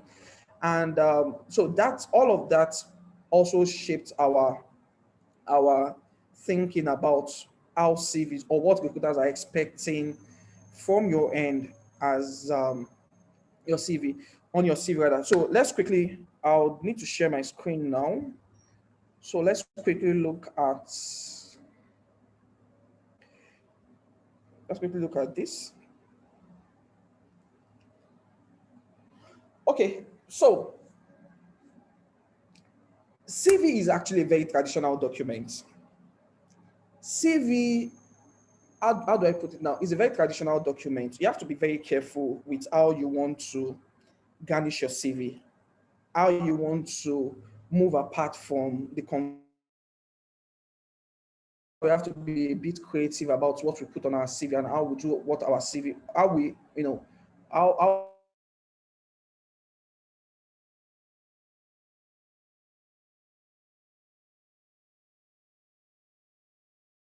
now, you're not writing the CV just for the human recruiter. Do not forget that there's also the machine recruiter, which is called the ATS, Applicant Tracking System. So there are different types of ATS, there are different brands, there are different algorithm that drives these ATS, systems. However, there are certain rules that you must follow if you must beat the human recruiter and the ATS. So we'll be looking at those things. So 2019, 2020 took us by storm, COVID happened. And what is the impact of the COVID-19 on CV writing? Well, nothing much changed. Just that a few things that you must include on your CV going forward. So pre-2020, there were certain keywords, or there are certain keywords. So let me quickly explain what a keyword is. Keywords are your competencies. They are not strange words. So keywords are your competencies that are carefully scattered around your CV at the appropriate places. So for instance, if you're a customer service person, what are the keywords that should be on your CV as a customer service person? Things like customer engagement, customer persuasion, irate customer management, relationship management, client service. Those are the things that you should be able to do as a customer service professional. And those are the things that you should also put on your CV, your key skills. So those things forms basis of your keyword. So let me quickly show you how keywords work and how the ATS works. Just a minute.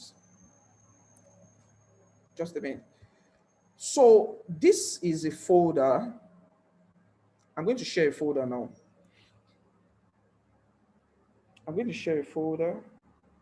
So can you see a folder on my screen? Not yet, sir. Not yet. Okay. Sorry, just a minute. I can only see your slides. Okay, just a minute. Okay. So this folder contains loads of CVs. So can you see the folder now? Yes, you can see it now. Yes, exactly. you can. This is how the ATS works back. So I'm just going to make like a demo of how the ATS works. So this folder has loads of CVs in it, thousands of CVs. So, but I cannot look at every CV in this folder, but I need to shortlist people that has fintech experience, fintech. So let's do fintech on the search tab of this folder. So it leaves me with less than 20 CVs that has fintech. So that means from this 20, I can now begin to look at each CV one after the other to look at other things that I'm looking out for in terms of people. So by default, this keyword, fintech, has streamlined the thousands of CVs on this folder to about 20. So let's say I want to recruit someone that is chartered like CIPM. So let's say ACIPM. Sorry, just a minute. Okay, so ACIPM. So now I have, say, about 50 CVs that has ACIPM as keyword on the CV. So that means that every CV that is currently being displayed or shortlisted on this folder now, everybody being shortlisted, every CV here, that means everybody here is an HR person, number one, and number two is a member of CIPM. So let's say I want to look at people that have like ICANN on their CV. So same thing, it has further drilled down the thousands of CV just to a few that has ICANN on it. So the ICANN now could be fellow, could be ACA, could be ATS, could be either of all, but it is ICANN. So if I want to further drill down, I can do FCA. FCA is fellow of chartered accountant, yes. So I have a few of them here. So it has further drilled down. So that is exactly the way the ATS works. And that is exactly how keywords work. So let me say, I want to, so can someone give me a keyword for a particular profession? Any profession, a keyword. Business partner or business partner. Business, okay, so business partner, HRBP, let's say HRBP. So HRBP, I have a few CVs, and amongst the CVs, I have, I'm coming HRBP. So have a few CVs, say like less than 20 that has HRBP. So can I have another one? CRM. Okay, CRM, customer relationship management, I guess. Okay, so CRM, lots of CVs has CRM on it. So by the way, customer service is quite a popular job. So a lot of people, have CRM on their CV based on this folder. So that is exactly how it works. So that means that your CV must be beefed up with keywords. And please, before I forget, I also want to state that some people say you write a CV per job opening or per job type or customize your CV to, it's a lie. Your CV should be one document that summarizes your life's journey. There was a day I was speaking to a particular HR leader, Yemi Fashion, and he said, since he started working, I think about 20-something years ago, that it has been the same CV he's been updating. And in his career journey, he's been a salesperson, he's been this, he's been that, he's an HR person, now he's doing corporate services, blah, blah, blah. So what he is today is a summary of who he has always been. That's the long and short of it. So please do not get it twisted. Do not let people tell you that you need to write a CV to align with a job. No, that's not true. So I'm sure that all the speakers that have been here must have told you that you need to set a direction for your career, for what you want to do. You need to, how do I put it now? You need to identify with something. You need to be sure of what you want to do. So for instance, sorry, I'm digressing a bit, but it's important we get it straight. For instance, the first paragraph of your CV, the first 3 paragraphs, if I cannot get the gist of who you are, then there's a problem. If I have to struggle to place you to know if you're a finance person, if you're a customer service person, if you're an HR person, if you are a business development person, if you are a project management person, if I cannot deduce that in the first 3 paragraphs of your CV, then there's a problem. That is not to say people cannot switch careers. That is not to say people cannot do more than just, I'm not saying you should pin yourself to a particular career path or a particular career role, a particular career path, sorry. I'm just saying, if you want to move from being an engineer to become an HR person, and you've always worked as an engineer, there's no way you can eliminate the part that you've always been an engineer on your CV. Your engineering experience is transitioning you into what you want to be, or the HR that you have become, or the accountant you have become. The former president of CIPM is a core engineer, and from there, he moved to become an HR person. But if you go and check his profile, he has not eliminated the fact that he's an engineer, or he has done engineering jobs in the past. So now that he's an HR director of a major FMCG, his engineering experience and expertise, also he brings that to the table as a value. But that's not the core of our conversation today. Our conversation is the CV, but we need to understand these fundamentals if we must understand ourselves and go forward. Now, COVID hasn't done much, but post-COVID, there are certain keywords that must be on your CV. Sorry, just a minute. Even if you do not understand what it means, go and read about it. These 3 keywords are very important post-COVID. Number 1, remote work ethics. Work can now be done anywhere. There's work from home, there's work from wherever you are. You can work from wherever you are. I'm sure that is pre-COVID, some companies were adopting that, but post-COVID, it became an established culture. So that means that this particular keyword, remote work ethics, you need to have it on your CV. Somewhere on your CV, it has to be there. Because when recruiters are shortlisting, sometimes they look at these basic things post-COVID to look at, okay, can this person work remotely? Even on LinkedIn, where you put where your employment history is, if you click maybe a new job, Unilever Nigeria, you put your role, there are options. Is it full-time, remote, or part-time? So LinkedIn updated their LinkedIn, whatever, I think barely a year ago, to add that feature on it. So remote working must be on your CV post-COVID. Virtual collaboration. We are collaborating through technology, using technology, and we can get work done, we can get tasks done. So if you must add value moving forward post-COVID, you must be able to collaborate with professionals, with colleagues, with partners from around the globe virtually using different virtual platforms. Thirdly, you must mention those tools that you can use, the virtual tools you can use.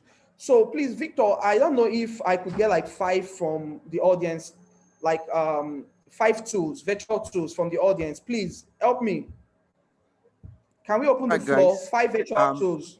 So can you just punch in the virtual tools that you use so we can just pick it up very quickly. Okay. Teams, we have Teams. 5. So let's we've got in Teams now, please. There's Google Meets, there's Zoom, Teams, Great. Google Meet, Zoom. Great. So it's 5, it's complete. Complete. Great. Please, can you mention? Yeah. Okay, yes. Number one, Teams. Okay. Number 2, Google Meets. Okay. Number 3, Zoom. Okay. Number 4, Slack. Great. And then number 5, Google Docs. Don't know if that works. Can you use that for video conferencing or? Okay, no, you can't. Well, Google Docs can be used for virtual collaboration. You can edit, or Google Sheets. Google Sheets is better. You can edit, you can, Sheets, Slack, Teams, Meet, and Zoom. Yeah. Okay, yes. So guys, these things you must add to your CV moving forward. So now, where do you put them on your CV? Although I'll get there, but on your CV would have different sub-headings like education, work experience, blah, blah, blah. There's a vital heading that you must have, a sub-heading, key IT, key IT skills. Yeah, key IT skills. So under there, that sub-heading, that is where you have your enterprise solutions. So for those that work in the bank, like FlexCube, like different, eTransact platform, Remita platform, Sage, Oracle, different enterprise solutions for different things. You must have them under that part of key IT skills. They must also have your Microsoft tools suite that you can use. Fine, some people would say it's stale, but the point is it's better to add it than to leave it out. It's just one line. So under that same subheading of key IT skills, you must have virtual tools. You might be familiar with just Zoom, but please get yourself familiar with Teams, get yourself familiar with Slack. They are not very different. The principles of these tools are almost the same thing. So it's not a big deal. So, but at least while you are trying to get yourself familiar with these tools, ensure you have them on your CV. It will help you in future, post-COVID. So let's move on quickly. Did you know that recruiters barely spend 20 seconds perusing your CVs? Now, so this is not me saying this. Late 2019 or sometimes in 2020, we did a survey, and the survey spans HR professionals, over about 100 HR professionals in Nigeria, some in Kenya, and some in London and all that. So there was a question on the questionnaire that states, how many minutes does it take you to go through a CV? We got various responses, but when we took an average, most said 20 to 30 seconds. So that means that all you have is 20 to 30 seconds to catch the attention of a recruiter. If a recruiter struggles or is struggling to know who you are as a professional in 20 seconds and is unable, or it now needs to depend on your work, your role, your work experience to understand who you are professionally, then there's a problem. If you're an HR person, you're an HR person. Of course, you can upskill. You can switch career. I understand that. But if you're an HR person, you're an HR person. If you're a finance person, you're a finance person. If you're a banking operations person, that doesn't mean that you cannot, switch at some point on your CV. I'll show you how to do that. But who you are must be very clear. So if you do not understand who you are, you don't expect the recruiter to understand who you are, mere looking at your CV, except you understand and you translate it and you put that on your CV. So 20 seconds is all you've got to impress a recruiter. So, however, the price for their attention is an attractive CV. So the fact that 20 seconds is all you got does not mean that it is 20 seconds. If your CV, if they find it interesting, then you get more time. They'll spend more time on your CV. Also, sometimes the quality of your CV is not just the outlook now, not just the formatting. I mean, quality of the CV in terms of the content and how interesting your CV is, your career journey is. During interviews, recruiters would most likely spend more time picking questions from your CV. That leaves you in control of the interview session because it's your documents. They're interested. For instance, there was a time in 2017 we're recruiting for the role of a risk manager, no, a risk officer. So I was on the panel, then our risk manager, head of risk was there, and our CEO. So there was a young lady, a Babcock graduate. So on her CV, on the subheading of interest, that's hobbies, she had hiking on it, hiking. And that piqued the interest of our CEO. And he started asking questions around why hiking? How do you go to mountains to hike? Why, conversations started coming from there. And we're looking for a risk person. And this is someone that likes hiking, plus all the risk that is included in hiking. Why hiking? So the long and short of the conversation, most of the conversation around the interview session was around our interest, the hiking, because it was interesting and it was unusual, it was unique. The lady got the job, of course, plus other value that she brought to the table during the interview. So I have sat in thousands of interview panels that sometimes or most times when the line manager or the panel finds the CV interesting, questions keep coming up from the CV. It could be around your achievement. Okay, you said you reduce cost or overhead cost by outsourcing, blah, blah, blah. You reduce overhead cost by 2 million naira in first quarter of 2020. Wow, during pandemic.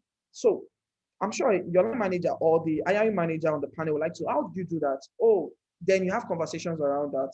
So your CV can also help you get in charge of the interview discourse. So let's move on. So pay for the attention of recruiters.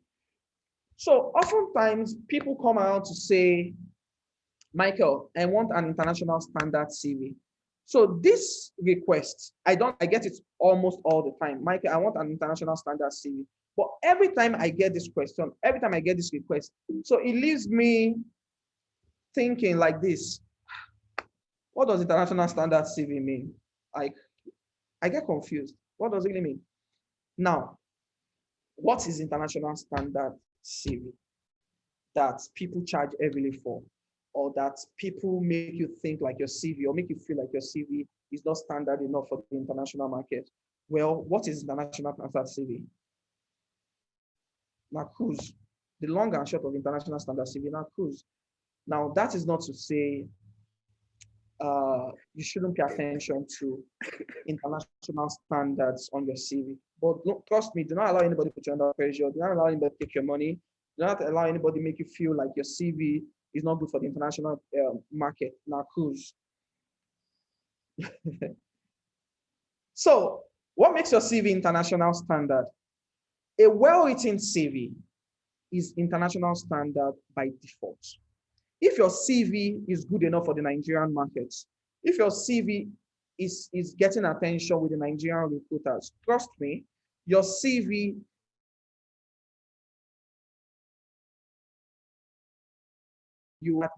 they are resume companies, they get the job, they send it to us, we do, we execute for Canadian market, for American market, for Europe market and all that, a lot. So it's not a big deal. So there's nothing like international standard. If your CV is good enough, your CV can be used or can get you your desired job in the international market. However, these are the basic things that should be on your CV to make it international, if there's anything like that. Number one, your name arrangements. So globally, it is understood that the arrangement of your name should be your first name, middle name, and surname. Some CVs, you would find their name, their surname first, but the owners of the CV make it bold, or they could make it caps. Then the other names will follow in sentence case. Some is middle name first name said next, but the international standard or international understanding of how to write your name, like John Doe, like Donald Trump, should be first name, second name, middle name, and surname. Secondly, international dialing code is very important. You don't want to have a CV that has 080234556, blah, blah, blah. Someone shortlisting from Hong Kong would most likely not even know what the international dialing code of Nigeria is. Why not just spare them that time by adding the international dialing code so they can reach you directly? So that means even from your CV, they can just copy your number and call you and reach you directly, or WhatsApp you. So your CV should have the international dialing code. And if you're not based in Nigeria, if you're based in UK, you should have the +44. If you are based in the US, you should have the +01 or +1. If you are based in Ghana, I think Ghana is +233 or 234. I can't remember. So, Hi, Michael. Sorry. I don't know if you're sharing your slide because your other screen is still showing. Oh, which? Yeah, your MacBook is still showing like your. Oh, sorry. Yeah. No. Coming. Yes, I think it's okay now. Oh, thanks, Victor. Thank you. So See now. can I continue now? Yes, you can. It's working perfectly. Oh, I'm so sorry.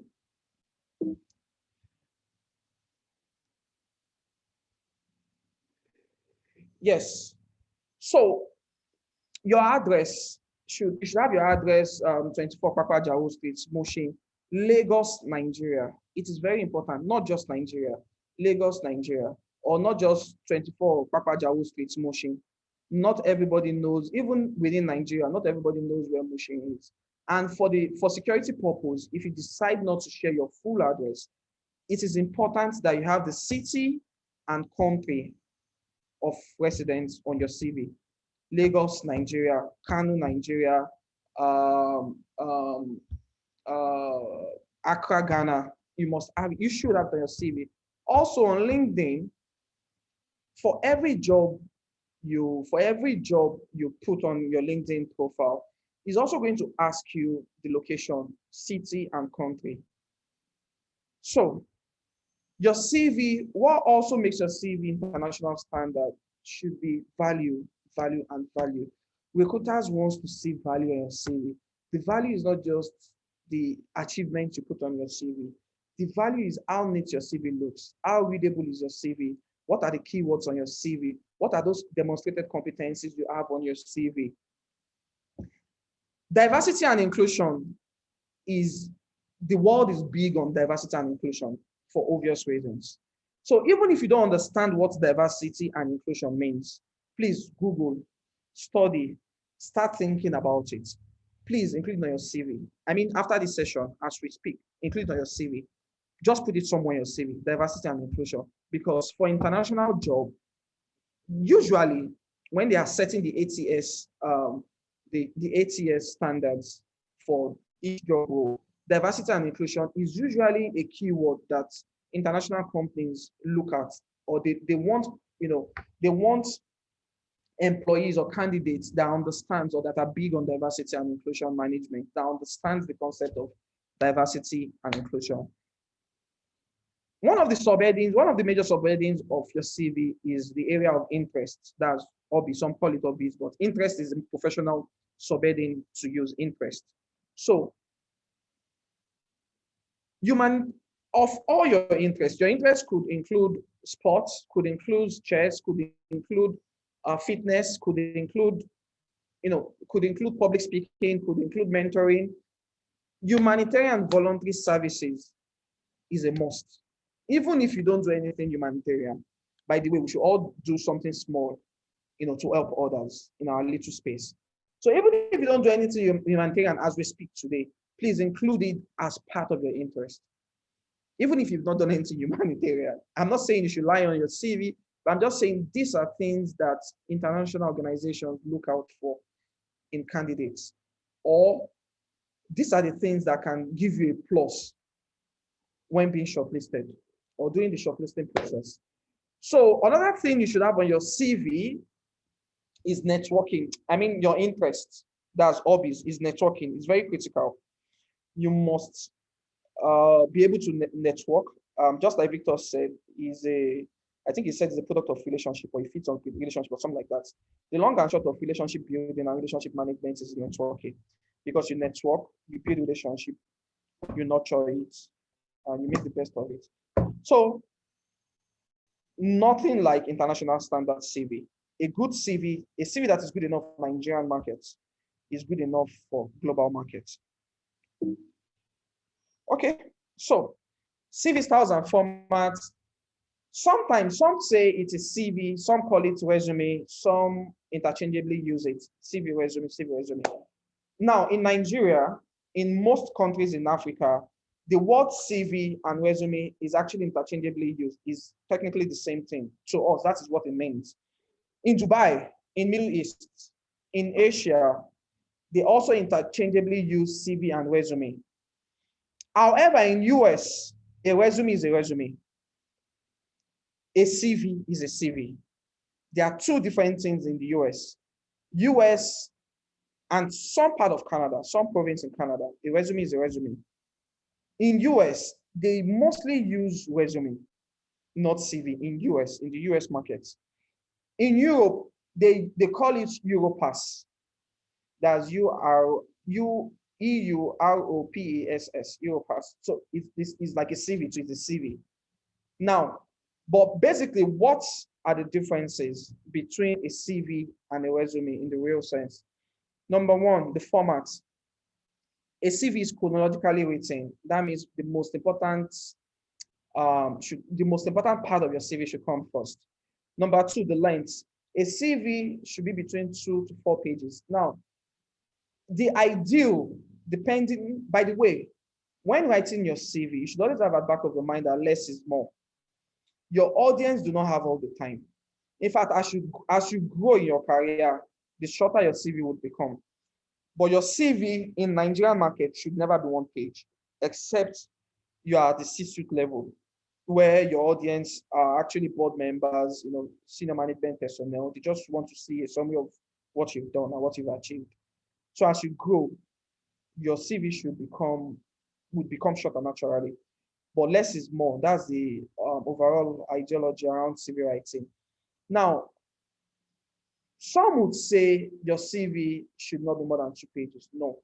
If your story is at best 3 pages, it should be 3 pages. 4 is a bit lengthy, but there are some CVs, particularly academic CVs. It is usually, the volume is part of it. Academic CVs. So 4 pages is not bad. 3, very ideal. 2, not bad. 1 is a no-no. 5 forward is a no-no. Purpose. A CV is a generic document detailing summary of your education, experience, interest, achievement, blah, blah, blah. Your CV should be one document that you update over time.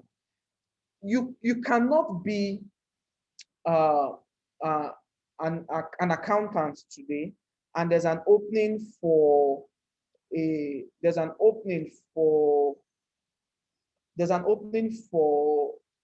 uh, an enterprise architect, and you just want to throw your CV into the ring. It doesn't work like that. So the kind of jobs you apply for also goes a long way.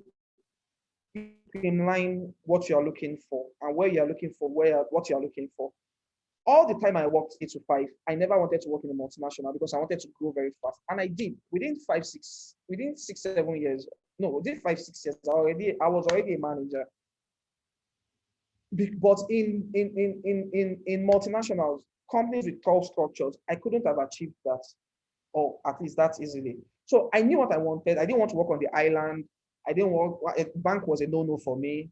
I got a job at Stanbic in I think in 2011 thereabouts, but I turned it down. I didn't want to work in the bank. Personal reasons. I didn't just want to work in the bank. I didn't want to work in any multinational. I just wanted, not to. So you might say my views about this is myopic. No, it was strategic. That was what I wanted. I knew where I was going. So for you too, you need to be sure of what you want to do. In terms of industry, in terms of even location, in terms of the kind of jobs you're looking for, in terms of your career path and all of that. You cannot be a jack of all trades. Now, so let's quickly go on. Resume. Resume is usually more infographic. A resume, you can do a lot of paparazzi with resume. A resume is usually a one-page document. It is infographic, and it is for a specific job application. That's why it's a US thing, like I said. So in the morning in the US, you could be a nurse. In the afternoon, you are an engineer. At night, you are an utility. No, at night you are a presenter. So for the nursing thing, if you want to apply for nursing job, you are going to write a resume for that alone. You tell that that part of your story. You are writing specifically for that job opening. If you want the same person, if the person wants to apply for an engineering job, he's going to write a resume specific to engineering, ignoring other aspects of his life or his career. So that is the major differences. And a resume is a one-page document. It is one page. A resume is a one-page document. A CV 2 to 4. So let's go ahead. Sorry. Let's quickly go ahead. Okay. So shortlisting is gradually being handled by the machine called the applicant tracking system. I already spoke about that. And you need to write your CV in a format that attracts the human recruiter and the machine recruiter. Very, very, very sensitive. So yesterday, we wrote CV for someone that wanted to apply for a job in UK. And so before I go to this story, how do you know companies that are most likely going to shortlist using the ATS? Most likely, any application that is web-based submission that you have to go to a portal to submit your CV, most likely is going to be an ATS that will shortlist. So that is not to say applying via email it can't be ATS, but usually applying via email is going to be the human recruiter that would shortlist it. But it could also be ATS, but usually human recruiter. But if it's a web-based application, usually it's an ATS. So the ATS, some ATS systems cannot read tables and graphs. So if you have tables and graphs on your CV, it is just going to show error. So that means you've lost that chance. Your CV should not be written in all colored text. If you write your CV in all colored text, like red, your CV, like the text, it's the body, all red.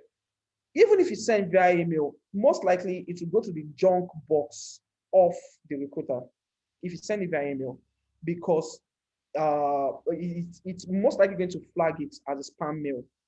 So your CV, now the template could be a bit colorful, but the text itself, the words, should be black.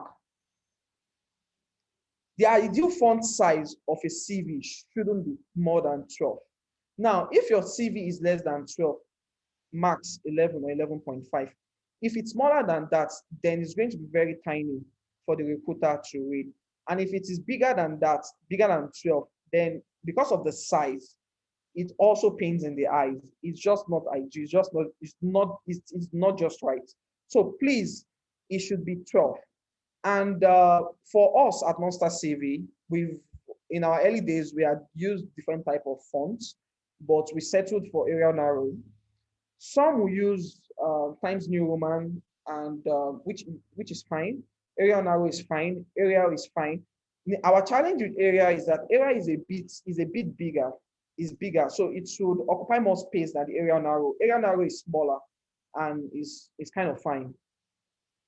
So Arial Narrow is advised. Avoid writing your CV in all caps. Please never write your CV in all caps. I've seen CVs on all caps. Even if you write an email in all caps, it's like you're screaming to the person, the recipient of the email. So if your CV is in all caps, so that the first signal is sent to the recruiter is that this person cannot even communicate.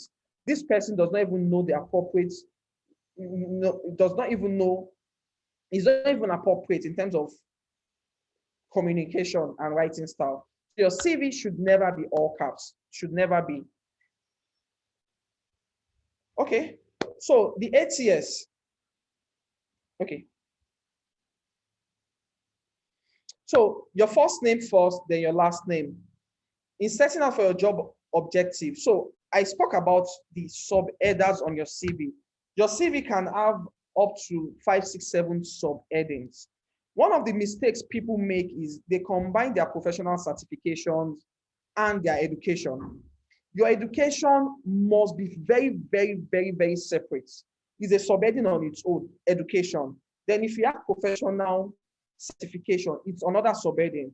Then if you're a member of a professional body, it's another subheading. You could target professional membership and affiliation. So for instance, if you're a member of Nigerian Bar Association, you shouldn't mix that with certification. If you're a member of CIPM, you shouldn't mix that with education. So please, the more subheadings you have, I'm not saying it should be petty, but the more subheadings you have, the clearer your CV becomes and the neater it becomes. So, but of all subheadings, the one that should come first, that must come first, is professional profile or profile. Well, it used to be career objective, but career objective is still, it's no longer in use. Nobody uses that again. So it should be profile, because the idea about career objective those days is like for people that are just starting out. So you want to write the career objective of the kind of job you want, what kind of value you want to add to the company, for starters. But now, even those in today's world, even those that are just graduating, some have more experience in a particular space than people that have 20 years of experience. So for instance, I've not seen a social media manager of any organization, I might be wrong, that is more than 35 years old. I've not seen. I might be wrong, but go and check it. They are usually, the younger generation, because it's new media, it's new expertise. So it is expected that it is the younger guys that understands that space more. So there's no point having career objective, because no matter how inexperienced you are bringing something to the table. Even as a fresh graduate, you are bringing something to the table. So it should be professional profile, professional summary, or whatever you call it, but it should be the first part of your CV. You see, your professional CV, your professional profile is the most powerful part of your CV. I'm going to show you an instance. It's the most powerful part of your CV. That is where the long and short of your CV, that is where the power lies. That is where you have most of your keywords. That is where you highlight your years of experience. That is where you highlight the industries you've worked. That is where you highlight your major competencies. So your professional profile is the most powerful part of your CV, and it is the first few sentences of your CV under the professional profile, formerly called career objective. Your CV must carry relevant keywords. I spoke about that. Just when sending your CV to recruiters, send in documents, Word format. Now, so this is the twist about it. If you send your CV as Word documents, two things can happen. It can be re-edited over there, or the word version on your system might not be the same as the recipient system. Thereby, it will distort the formatting of your CV. Yes, we are familiar with that challenge. Now, for the part of the security that they could edit, do not forget that even the PDF that you send, they can convert it. It takes about just 10 seconds to convert a Word document to a PDF to a Word document. So the security thing is out of it. Now, for the purpose of the ATS, not all ATS. Sorry, can you hear me? Yes, we can. Yes, we can. Yes, we can. Yes, we can hear you. Yes, we can hear you. Okay.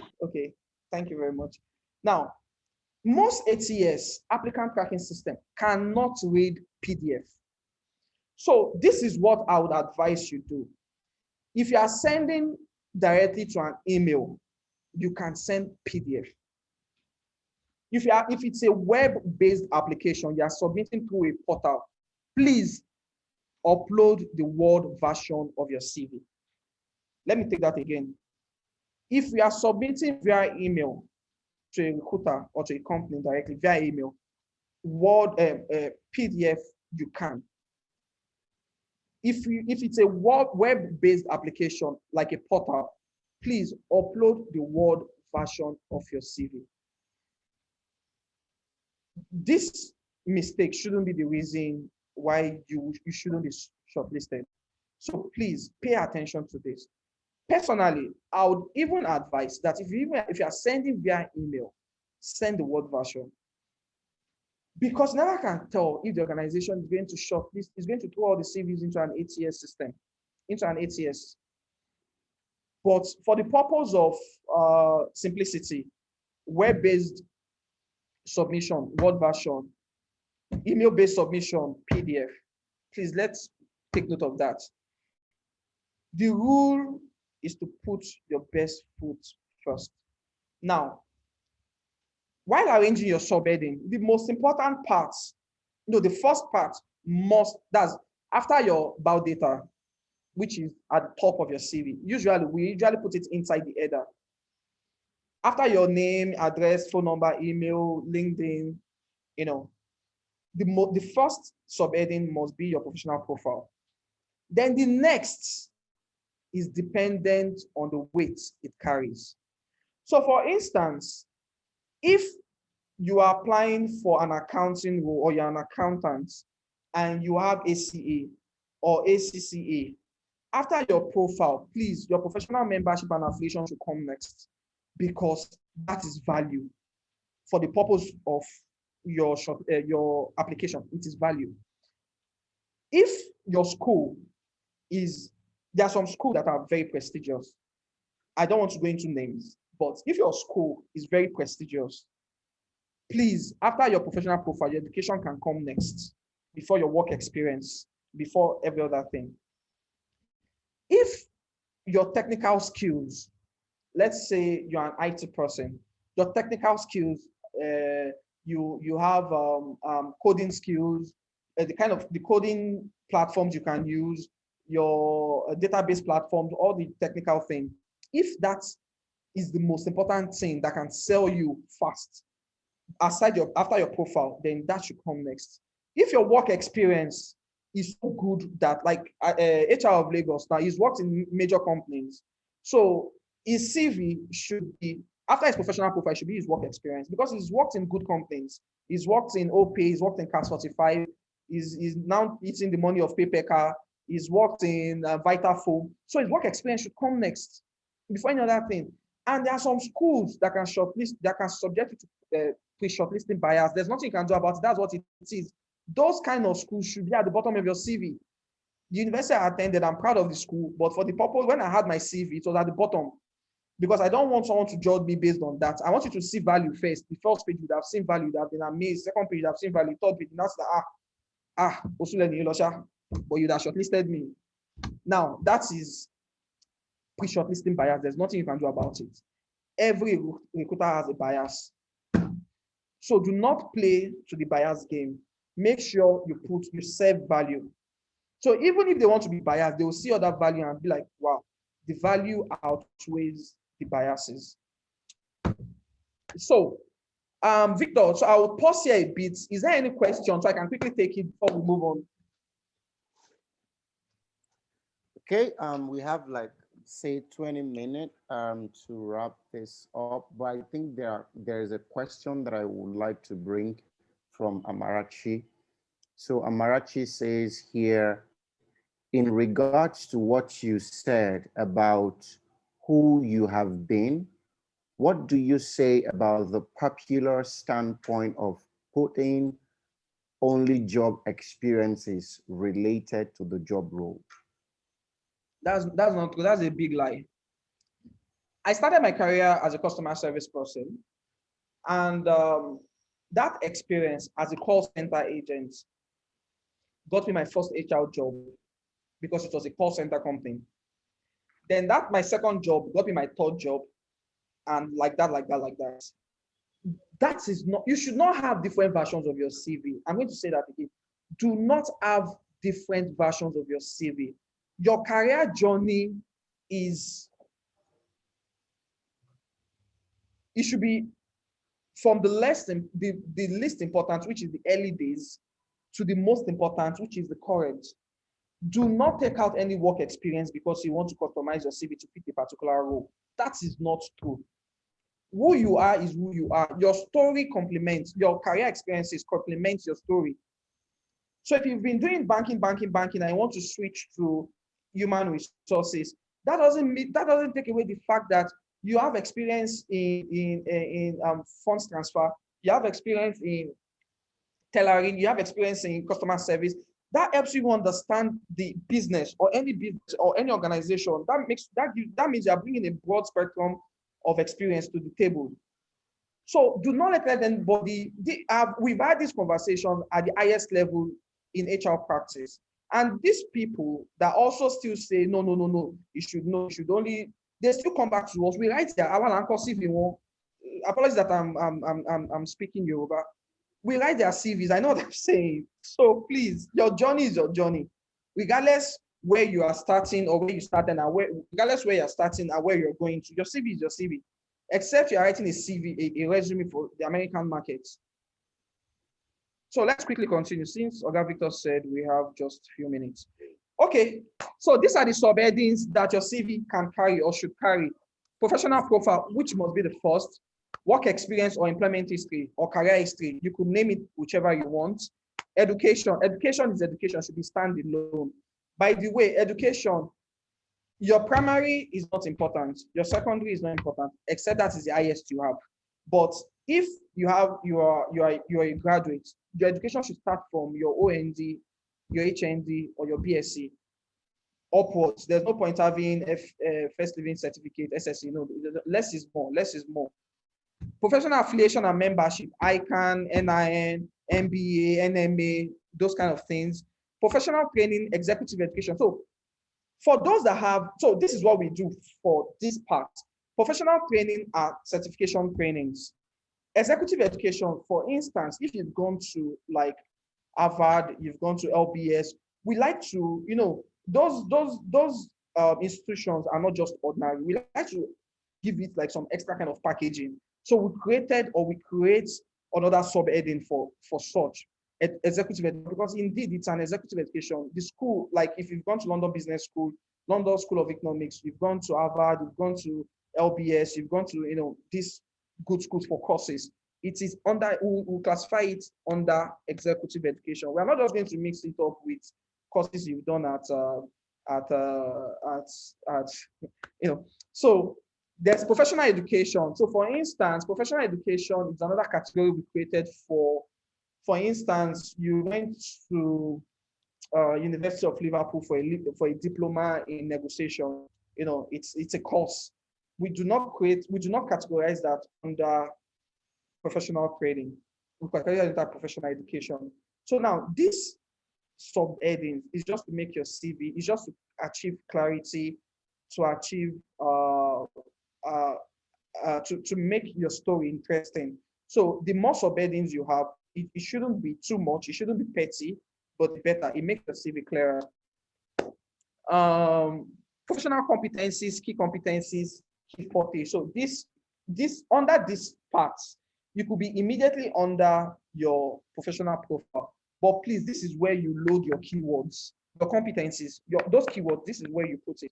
Whereby recruiters will have no choice than to be like, wow, so this person can do this, do this, do this, do that. You understand? Keywords, not like time management, not like working under pressure, not those kind of things. I mean real-time keywords. Key IT skills. Okay, I talked about that briefly. I touched on that. So your key IT skills should be under this.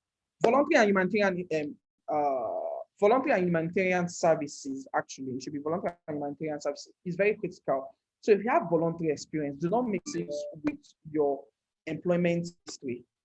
Voluntary and humanitarian services is a special, it should be a subheading, and it's very critical, particularly for international jobs. So it is giving a human face to your CV. That means that you care about humanity. So if there's any society or cause that you volunteer for, yes, please avoid anything religious on your CV. Even if you've done courses with your church or something, avoid it. It can subject your CV to pre-shortlisting bias. If a non-Christian that doesn't like whatever is shortlisting your CV, no, this person is a core-reading person, I'm not sure. It happens. We've seen it happen. So do not allow anything subjected to pre-shortlisting bias. So anything religious, leave it out of your CV. It could be church, it could be mosques, leave it out of your CV. Key awards, yes. Key awards is not university award too. It's not finest boy or Gen Sec. I mean career awards. Most productive staff 2018, UBA group, things like that. It helps. It goes a long way. So interest, yes, interest forms the second to the last. Your interest is usually the second to the last subheading on your CV. So your interest is like the popular hobbies. So you could have anything. In fact, as a matter of fact, your interest is your flip side. So it's a very critical part of your CV. So your CV is a very serious document. Your interest is your flip side. So some will say, no, you shouldn't have unprofessional interest in your CV. No, technically that's not true, because your interest is supposed to be your flip side. So if your interest is in dancing, cooking, fitness, video games, put it there. You'll be surprised at how conversations can come around that during interview. Of course, not interest like there was a CV that was shared on different HR platforms recently.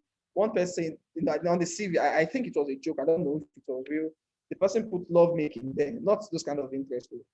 So I'm talking of, your flip side, IT, board games, Scrabble. You'll be surprised that the person you are even discussing, I have seen someone, in fact, we wrote the CV. He said he likes board games. The person is an engineer with international bureaus. He said he likes board games, and we put it on the CV. He said, "Is it okay?" I said, "Yes, it is."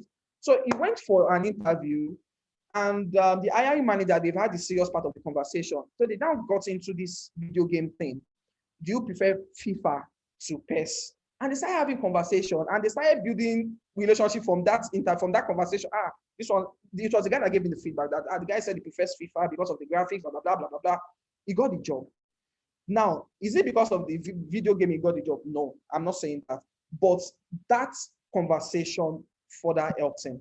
So your interest, use it to showcase your flip side. So if you have side also, like fashion, like decoration, like event management, photography, anything, your flip side, that is the place to place it, interest. So let me quickly continue before Oga Victor will say my time is up. Do's of CV writing. Your CV should be properly labeled. So when saving your CV, recruiters go through hell with the kind of things people save their CV with, the kind of emails they get. So people will forwarded messages, email that you forwarded to different organizations. You still forward it to another to the recruiter as your application. Recruiters see a lot. So the proper way to label your CV is your first name in sentence case. That's first letter should be capital. Michael Olarimoye. Then the month and year that the last time you updated that version. So what does that do for you? It shows your name, then the version of your CV. So if you're applying to an organization that already has your CV, both pops up. So the HR can easily see that, oh, this is Michael Olarimoye, September 2018. this is Michael Olaimoye, October 2021. So it's a version thing. So you can say, oh, this is the updated. Now, I'm not saying you should change the months every month. Every time you update your CV, update the version. So it should be Michael Olaimoye, October. October should be first 3 months, OCT 2021. That's the pop, not my CV, not my resume, not CV2, not CV1. Your name, first name, last name. Do not include the middle name. Then that. Specify your location. Okay, I spoke about this already. Okay, so there's something I also missed for the international job. So for each company, those days, when you write the name of your company, you write CAS 45. In brackets, beside CAS 45, you now write CAS 45 is a subsidiary of GG Nigeria. They are into car selling and blah, blah, blah, those days. But now, technology has moved. After CAS 45, just copy the website of CAS 45 and put it by the side. So if someone in Bulgaria is shortlisting or is looking at your CV, he or she can easily click the website and he or she sees what CAS 45 does. You understand? So there's no point, less is more. You need fewer words on your CV. So it is also good for international branding, even for local markets too. By each each company, your CV, the website of the company should be by the name of the company. So anybody that is interested should just click on that link. Your CV should be mobile friendly. What does that mean? Recruiters sometimes shortlist on the go, on their devices, on their iPad, on their phones. When copying the website or when imputing your email, you should be hyperlink. Please, is there anyone that doesn't understand what an hyperlink is? If you do not understand, please, you can speak, I would explain. And if no response, I would assume we all understand what an hyperlink is. The long and short of hyperlink is the moment you type your email address, you just, after the M, just press space bar. It will become blue. It will underline it and become blue. So that means that if I'm looking at your CV from my phone, I can just click on your email and it will take me to my own email box where I can quickly send you an email. Hi, Michael, are you free to talk by 9 p.m.? Help recruiters help you. Your LinkedIn, the link to your LinkedIn account, your LinkedIn profile should be an hyperlink such that while I'm reading your CV, I can click on the link on your CV from my device and I'll put a face to your name. It will take me directly to your LinkedIn profile and I can put a face to your name or check the correlation between what's on your LinkedIn and what's on your CV. Those websites that I'm talking about for each company you've worked, it should be an hyperlink such that once I'm looking at your CV, I can just click. I don't need to copy and go and paste in my browser to check what CAS 45 does. I should be able to click CAS 45 and it takes me to the website of CAS 45 because it is already an hyperlink. Play to your strengths. Put the most important information first. We talked about that. Ensure your CV is properly justified and aligned. Nothing beats that. Nobody wants to read jargons. Nobody wants to read a CV that is not well put together. Make it clear, neat, and tidy. So you need to use a lot of bullet points where needed to create emphasis and all that. Remember, less is more. And as you grow, collapse your older jobs. If you have maybe like, if you've worked in 5 places now, your first 2 experiences, you do not need to flesh it out again. Just the name of the company, your role, what year to what year is enough. Less is more. Your most important work experience is your current work experience or your immediate past. So less is more. Do's of CVs, still on do's. Please, your CV should be written in third person narrative. You cannot use I, me, we on your CV. So for instance, instead of saying Victor or your name, you cannot use it on your CV. You can use those on your cover letter. You can use that on your personal statement. You can use that on your statement of purpose. But for the purpose of your CV should be written in third person.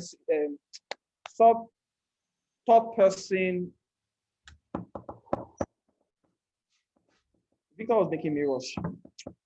Third person narrative. Yes. Instead of saying Victor is a human resource professional, also called the strategist? You say a strategic human resource professional skilled in blah, blah, blah, blah, blah, blah. So I have eliminated I have eliminated Victor. So for instance, if you want to talk about maybe your job functions or your achievements, instead of saying, I saved the company XYZ, saved the company XYZ, I have eliminated the I. Or collaborated, instead of saying I collaborated with my line manager or the head of HR to do blah, blah, blah, collaborated with XYZ to do XYZ. We, may is a no-no on your CV, and this is global best practice. Although there's no best way to write your CV, but this is the appropriate way to write your CV.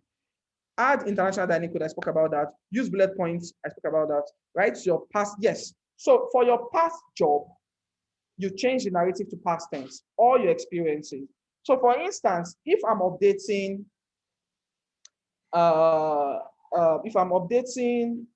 Victor's CV, let's assume Victor has left CAS 45. Victor, do you still work with CAS 45?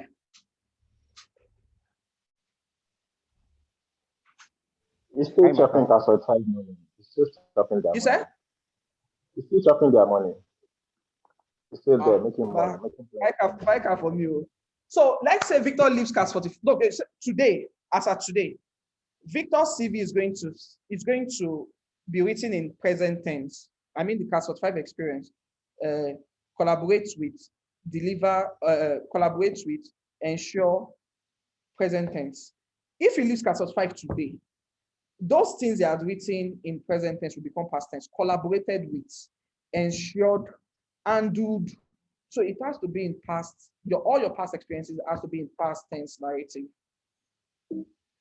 Okay, so let's go to the don'ts. Things you should never have on your CV. Do not write the big header on your CV. Everybody, we know it's a CV, so there's no point spelling it out. Do not include irrelevant information or skills on your CV. I work for the most handsome accounting students. It's a total, even if you graduated yesterday, you don't need those jargon on your CV. Do not use unprofessional email addresses. Yes, very important. There was someone, we worked on someone's CV last week, and from the CV, I could tell that the person was a cultist. And I won't say what the email was.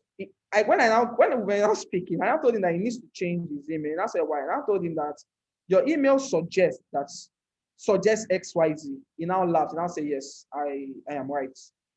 So he changed it. So your email could suggest Michael, I hope you are safe. Michael, I hope you are safe. I am actually.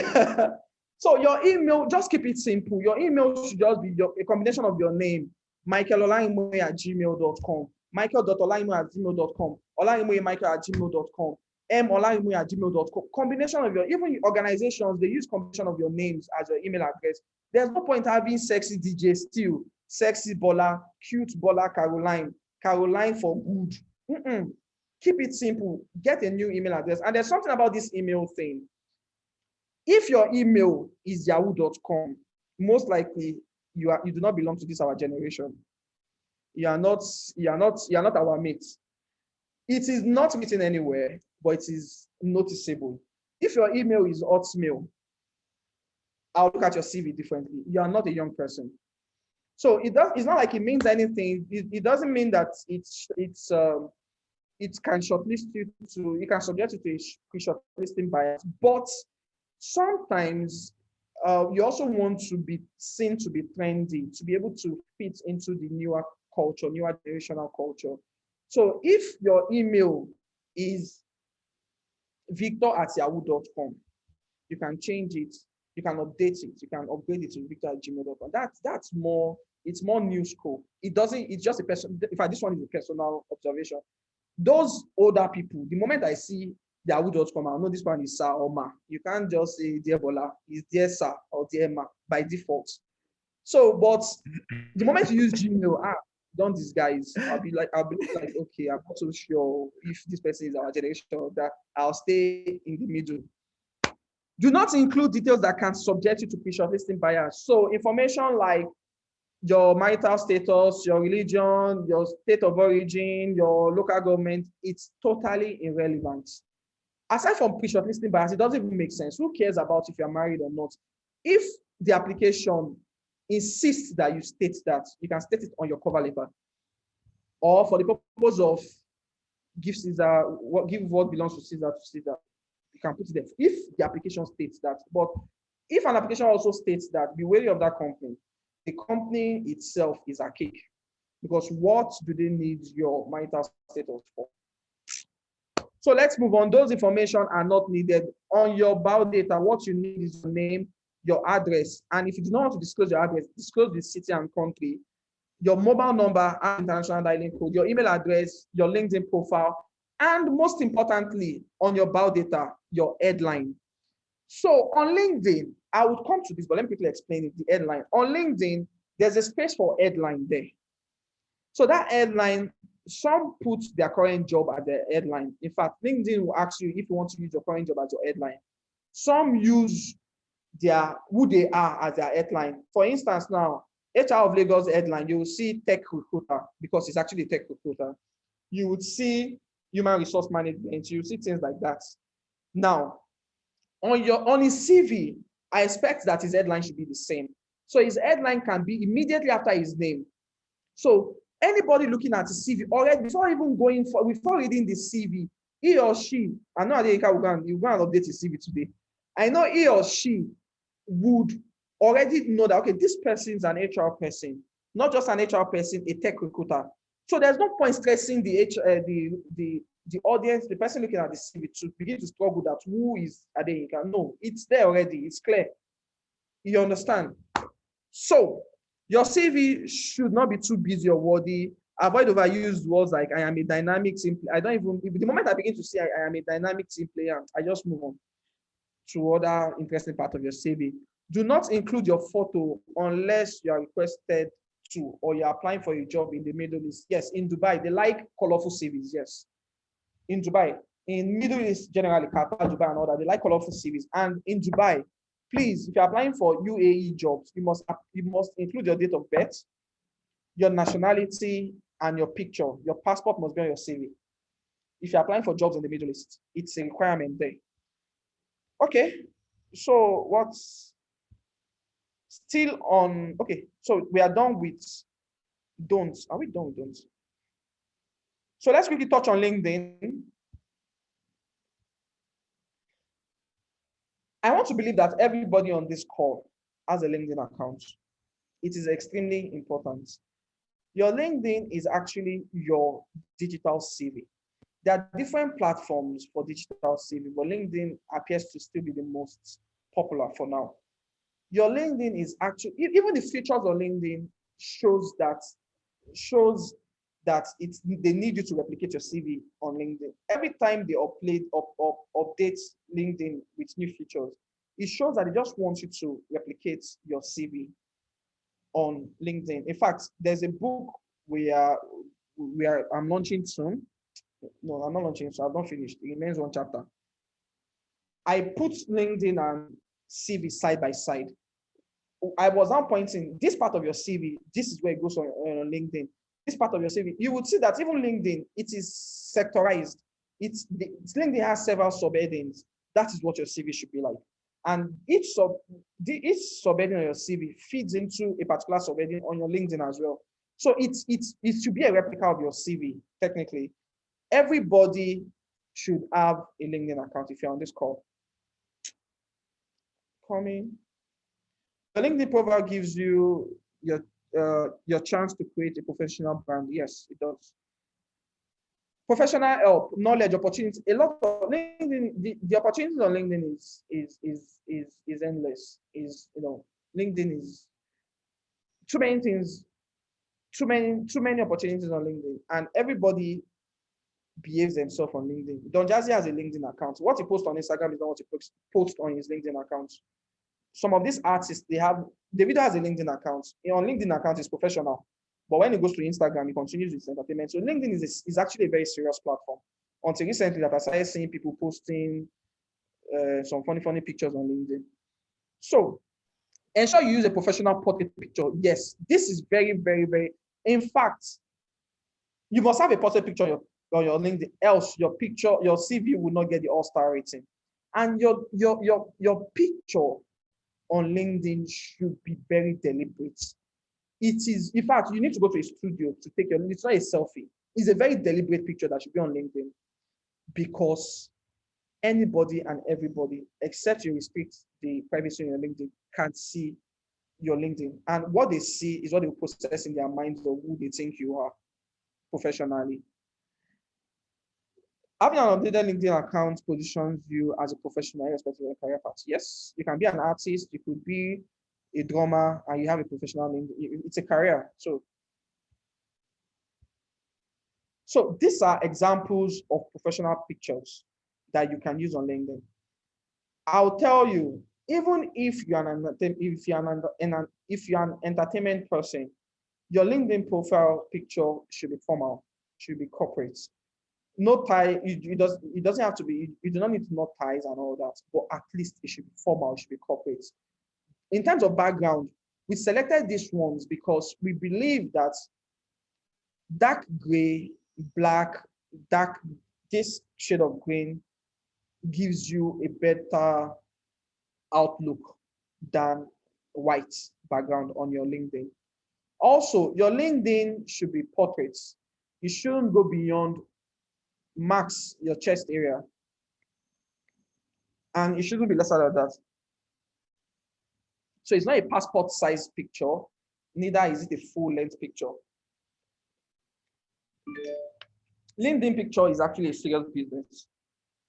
And I'm not advertising for any brand, but in the past, Studio 23 or 24, I can't remember, I think it's 23 or 24, they've delivered on LinkedIn picture. And there's this guy that also shot HR of Lagos LinkedIn pictures at some point. His pictures were really good. Malamo Moses, the guy has jumped back to UK. You said? The guy has jumped back to UK. My photographer. Okay, so let's continue. So picture says it all. Okay, so optimizing your LinkedIn. What does it mean to optimize your LinkedIn? That means that you are maximizing the few features of the LinkedIn to ensure that you are positioned rightly and popularly on LinkedIn. If you are searching for a job on LinkedIn, or if you want to have a full representation on LinkedIn, the first thing first is you need to go to your privacy setting on your LinkedIn. It's usually so if you go to your LinkedIn profile on your system,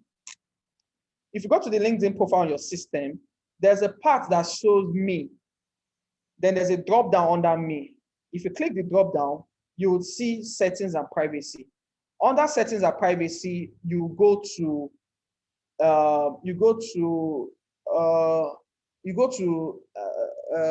is it Vitrals or something like that? Then it takes you to your privacy setting. So privacy settings means who can see what. How is your LinkedIn profile seen? And is your profile public or restricted to your first connection or your third connection, second connection? If you do not have anything regarding privacy, please make your profile public. So that means from any search engine, Google, Bing, and all that, if I type your name, your LinkedIn profile will come out. It's very critical. It's very critical. So your LinkedIn profile needs to be fully optimized for you to be, you need to change the privacy settings of your LinkedIn profile to public for you to enjoy the full optimization of your LinkedIn. Then secondly, there's a batch ranking on LinkedIn from beginner to intermediate to all-star. Until recently, whenever your page hits the all-star, this is what comes up. It shows that you are in the league of your, I'm coming. Okay, let me minimize. Okay, it shows that you're in the league of your own. Your profile is 27 plus more likely to be found in recruiters' searches. So you need to get your LinkedIn profile to all-star. So what do you need to do to get your LinkedIn profile to all-star rating? I'm coming. Sorry, just a minute. So what do you need to do to get your LinkedIn profile to all-star rating? There are about 5 subheadings or parts of the LinkedIn that you have to fill, you have to complete. To fully optimize your page, you must get to the all-star status. All-star is a rating that indicates profile has been completed. So I'm coming. So number 1, you must use a professional picture, a profile picture. So there are 2 places on your LinkedIn that you can put a picture or images. There's a professional picture part, which is the smaller one that is circular. Then there's the banner. So the banner is used to do anything. You can even use it to advertise your brand. You can use it to advertise your company. You can use it to further speak of who you are. You can use it to share a thought. You can use it to share a quote, whatever I want to put. But the banner does not affect your ranking. So even if you don't have a banner picture, you can still get your all-star. So you must have a professional profile picture. You must create an informative headline. So your headline, you must have an headline. So I do not always encourage that your current role should be your headline. No. I encourage that your career, who you are, what you are, should be on your headline. So for instance, instead of your headline reading project manager at CAS 45, your headline should be project management, program management. You could be just project management. Why? Because if recruiters need project managers in Nigeria or Lagos, a recruiter will most likely just go to LinkedIn and type project managers in Nigeria or in Lagos. Most likely you'll be shortlisted because headline carries project management, not project manager at CAS 45. Now, it's an algorithm thing that plays, that's how do I put it now? So you have the better chances of being seen. For instance, if you go to LinkedIn account, LinkedIn and just type tech recruitment or tech recruiters in Lagos, most likely HR of Lagos profile will come out because he has it on his headline. But if you are just written human resource manager at PayPecker, nobody will even know that it's a tech recruiter, most likely. So your headline should not, I do not think it should be your role, your current role. It can be, but it shouldn't be.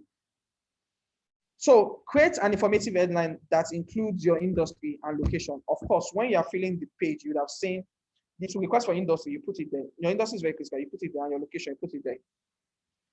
Complete the summary section of your profile. So this summary part is the professional profile I talked about on your CV. So where do you see summary on your LinkedIn profile? You go to add section, then you'll see intro.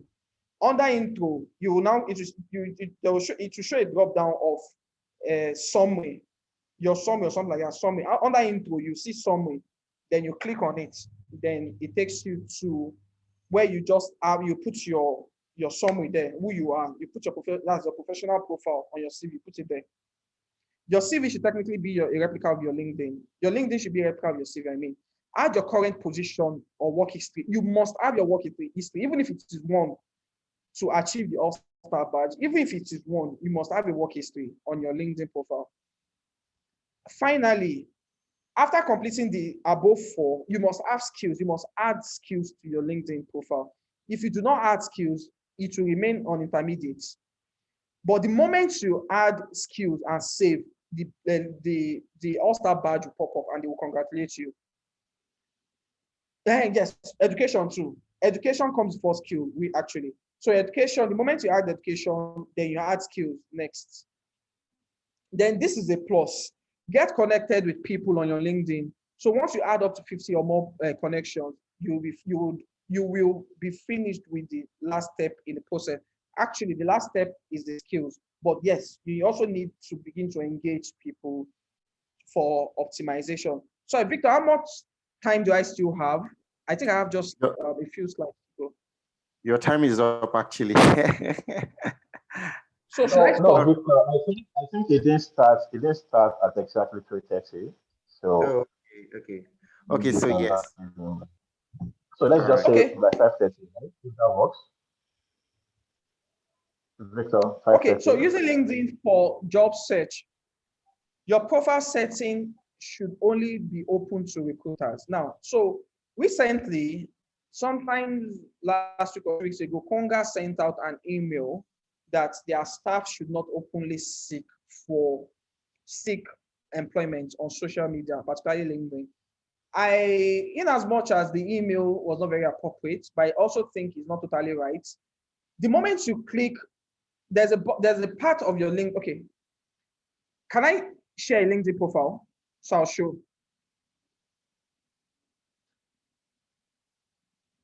Can I share a LinkedIn profile? Yeah, sure. Yes, yes, yes, yes. Okay. I'm coming. Just a minute.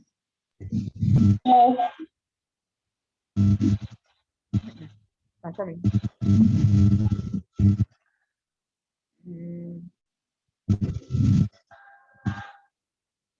I'm coming. Just a minute.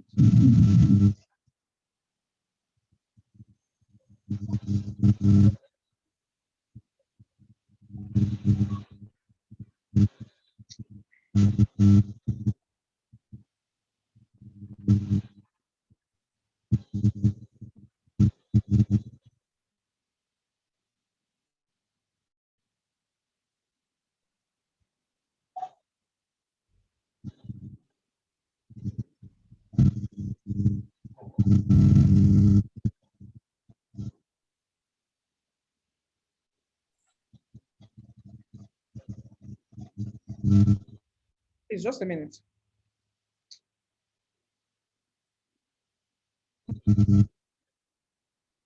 Sorry, can you see my can you say LinkedIn profile now? Yes, we Yeah, can. yeah. Yes. Yes. Yeah. Okay, so in privacy, you come here, you click on settings and privacy for the privacy adjustment. Then, okay, so let me go to the LinkedIn badge. No, yeah. Okay, so if you want to show recruiters that you are applying, you are available for a job, you come to open to work, you click the pen icon, you click the job, you insert the job title, you add the job title, kind of jobs you are looking out for. Then you click the kind of workspace. Is it on-site, hybrid, or remote? I spoke about remote working the other time. Then you click on your location. You can add as many as the locations you want to work. It could be UK, it could be Nigeria, Canada. You could add those. So that means recruiters in those spaces, in those countries would see you. Then you click if you want full-time contract, part-time internship. Then you now come here to click recruiters only. So that means it's only people that have the recruiters that have that pay for the recruiter subscription on LinkedIn that would find you, that would know that you're open for a job. But the moment you click all LinkedIn members, the green badge, see this part, the guys, what's it called? I can actually use, I have his permission to use his profile because he's my friend. So his badge, his picture, his profile picture, the moment I click OK, I'm coming. The moment I click OK, the green thing comes up. Hashtag open to work. So if you currently have a job and you click to all LinkedIn members, you go cast because it's going to show this hashtag that you are open to work. So in order to avoid this, you go back to this, then you click recruiters only, then you save, then that thing leaves. But that doesn't mean that recruiters are not saying that you are open to work and you will not appear in their searches. Also, even if you don't have a job and you are open to work, the moment you have that badge on, that open to work thing, it makes it, now I'm saying from gossip now, sometimes those people you really want to connect with, or you want to seek mentorship from, or you want to, whatever reason you want, you've sent them a connection request. The moment, I'm saying from what people have said, the moment people see your requests for connection and they see that green thing, they are always reluctant to accept because they know that the next thing that will come up is several chats. I want you to be my mentor. I'm looking for a job, or those kind of things. So you might be looking for a job, but you can be very strategic about it and yet do not lose your self-value. So keep your LinkedIn profile open to keep your LinkedIn profile open to recruiters alone, and set the appropriate kind of job you are looking for and the next and the location you are looking for the job. So let me go back to the slide, which is the last slide. Just a minute.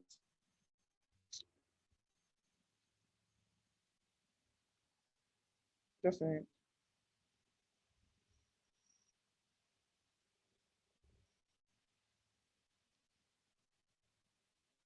Okay.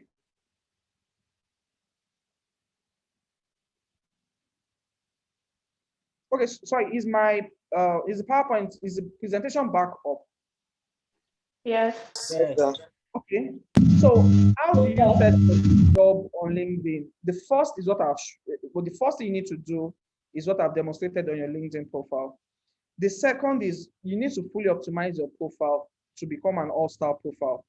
Number 3, use of keywords from LinkedIn jobs. So there are these hashtags that you find under jobs.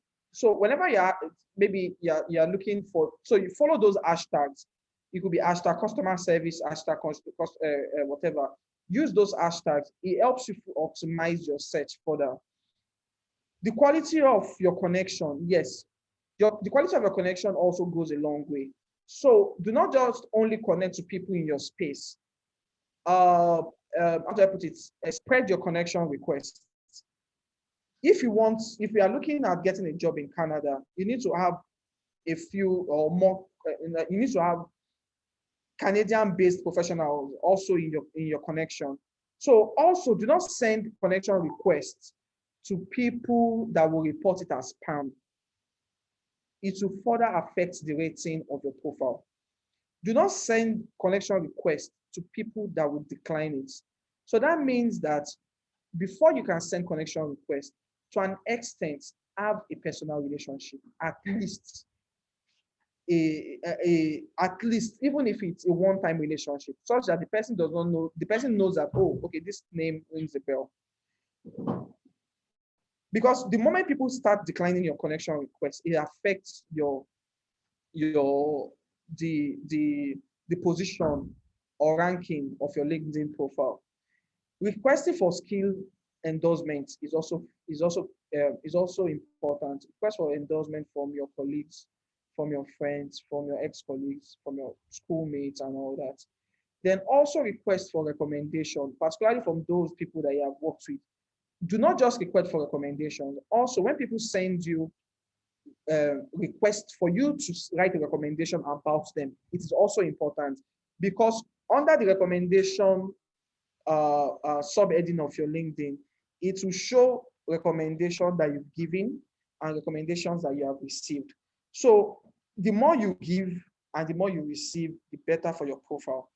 But do not flood your profile with recommendations of irrelevant recommendation. And you can also manage your recommendation. You can decide the ones that would show, the ones that will appear on your profile, and the ones that will not appear on your profile. So thank you very much all for your time. Thank you very much for attending the second edition of the Career Arc 2.0. Thank you very much for the convener. Thank you very much, Victor. So I would be taking questions now.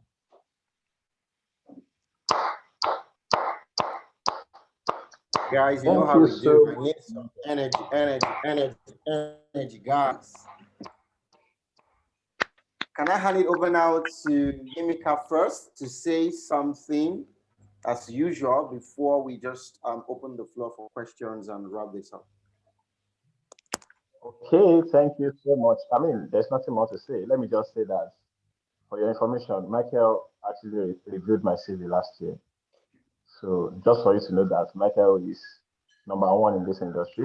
If you come to me to say, hey, you can recommend someone, I don't want you to write my CV, but recommend someone that you can trust to do a good job. For me, when it comes to CV writing, honestly, I won't think twice if I mention Michael. So thank you so much for doing this. And I mean, last year was here this year again. You're not our invite again. Thank you so much. Really appreciate. I mean, your shared value. And let me tell you guys, CV writing and LinkedIn optimization is like a full masterclass on its own. That if I really want to like do it, I can just charge like 10K and people will definitely pay. I'm not even joking, right? But I mean, we getting this for this very, ridiculous amount. It's something, right? And I hope that we all can go back now and just check our CV. I mean, the CV that we currently have and make necessary adjustments. But if you need further assistance with your CV, you can always reach out to Michael, right? Thank you so much. Victor, over to you. All right, all right, all right, all right. So I know there was a question that I missed. So if you, if you want to go back and We'll be ask that taking just just two before we questions let because of our time. Just two questions our because of time, time. great. So 2 questions. If I see 2 hands raised, and that would be it, because I think there was a certain question I missed out on the group. So if you have questions, you want to see ask the question you asked before, you can go right now. Just use the raise hand feature before we call it a wrap. It's been an interesting, okay, so Dami Larry. So Dami, can you unmute yourself and ask your question, please?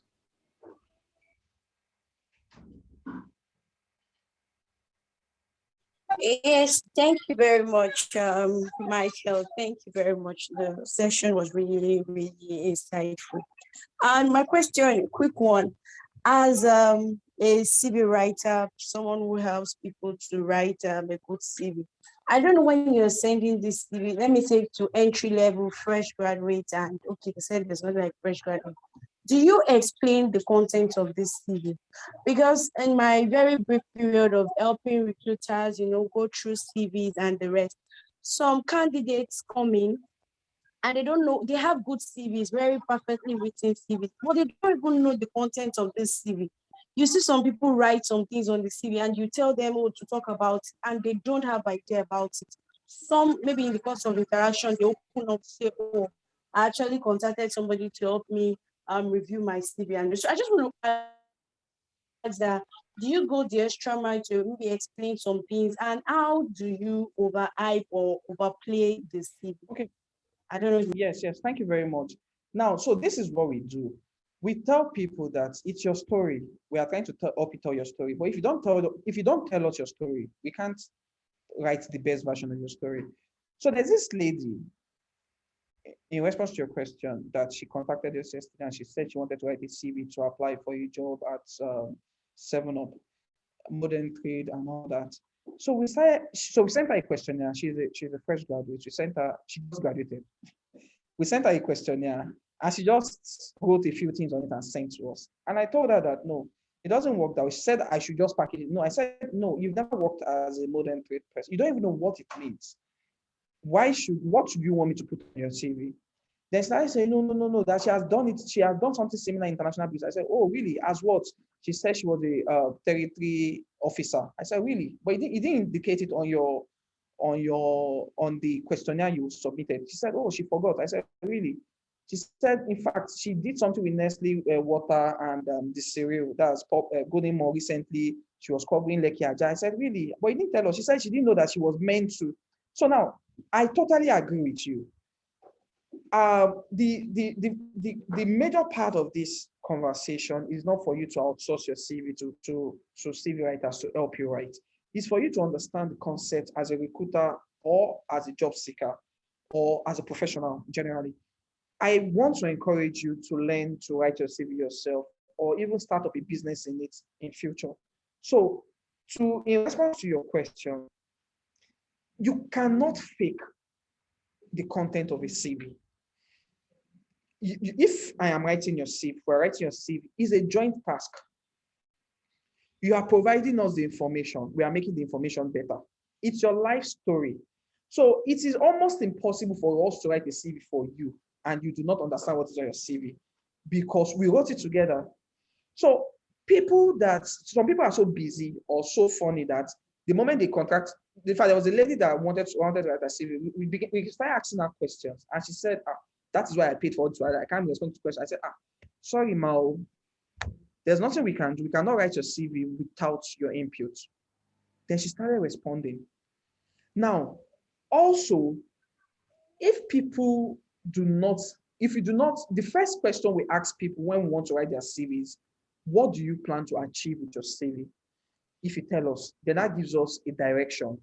This next question is, how do you want us to sell you? Then if what you are saying is different from your career story we are saying, then we'll begin to poke further, begin to ask more questions. But if what you are saying is in line with your career, or if you say, I want you to sell me as a salesperson, and I can see that, yeah, indeed, to an extent, your CV is speaking sales language, then it means that you know what you want to do, you know what you want to achieve. And so people will tell you specific reasons why they want to, write or work on their CV. So every part of your CV, every step of your CV, it's you and I, is you and us.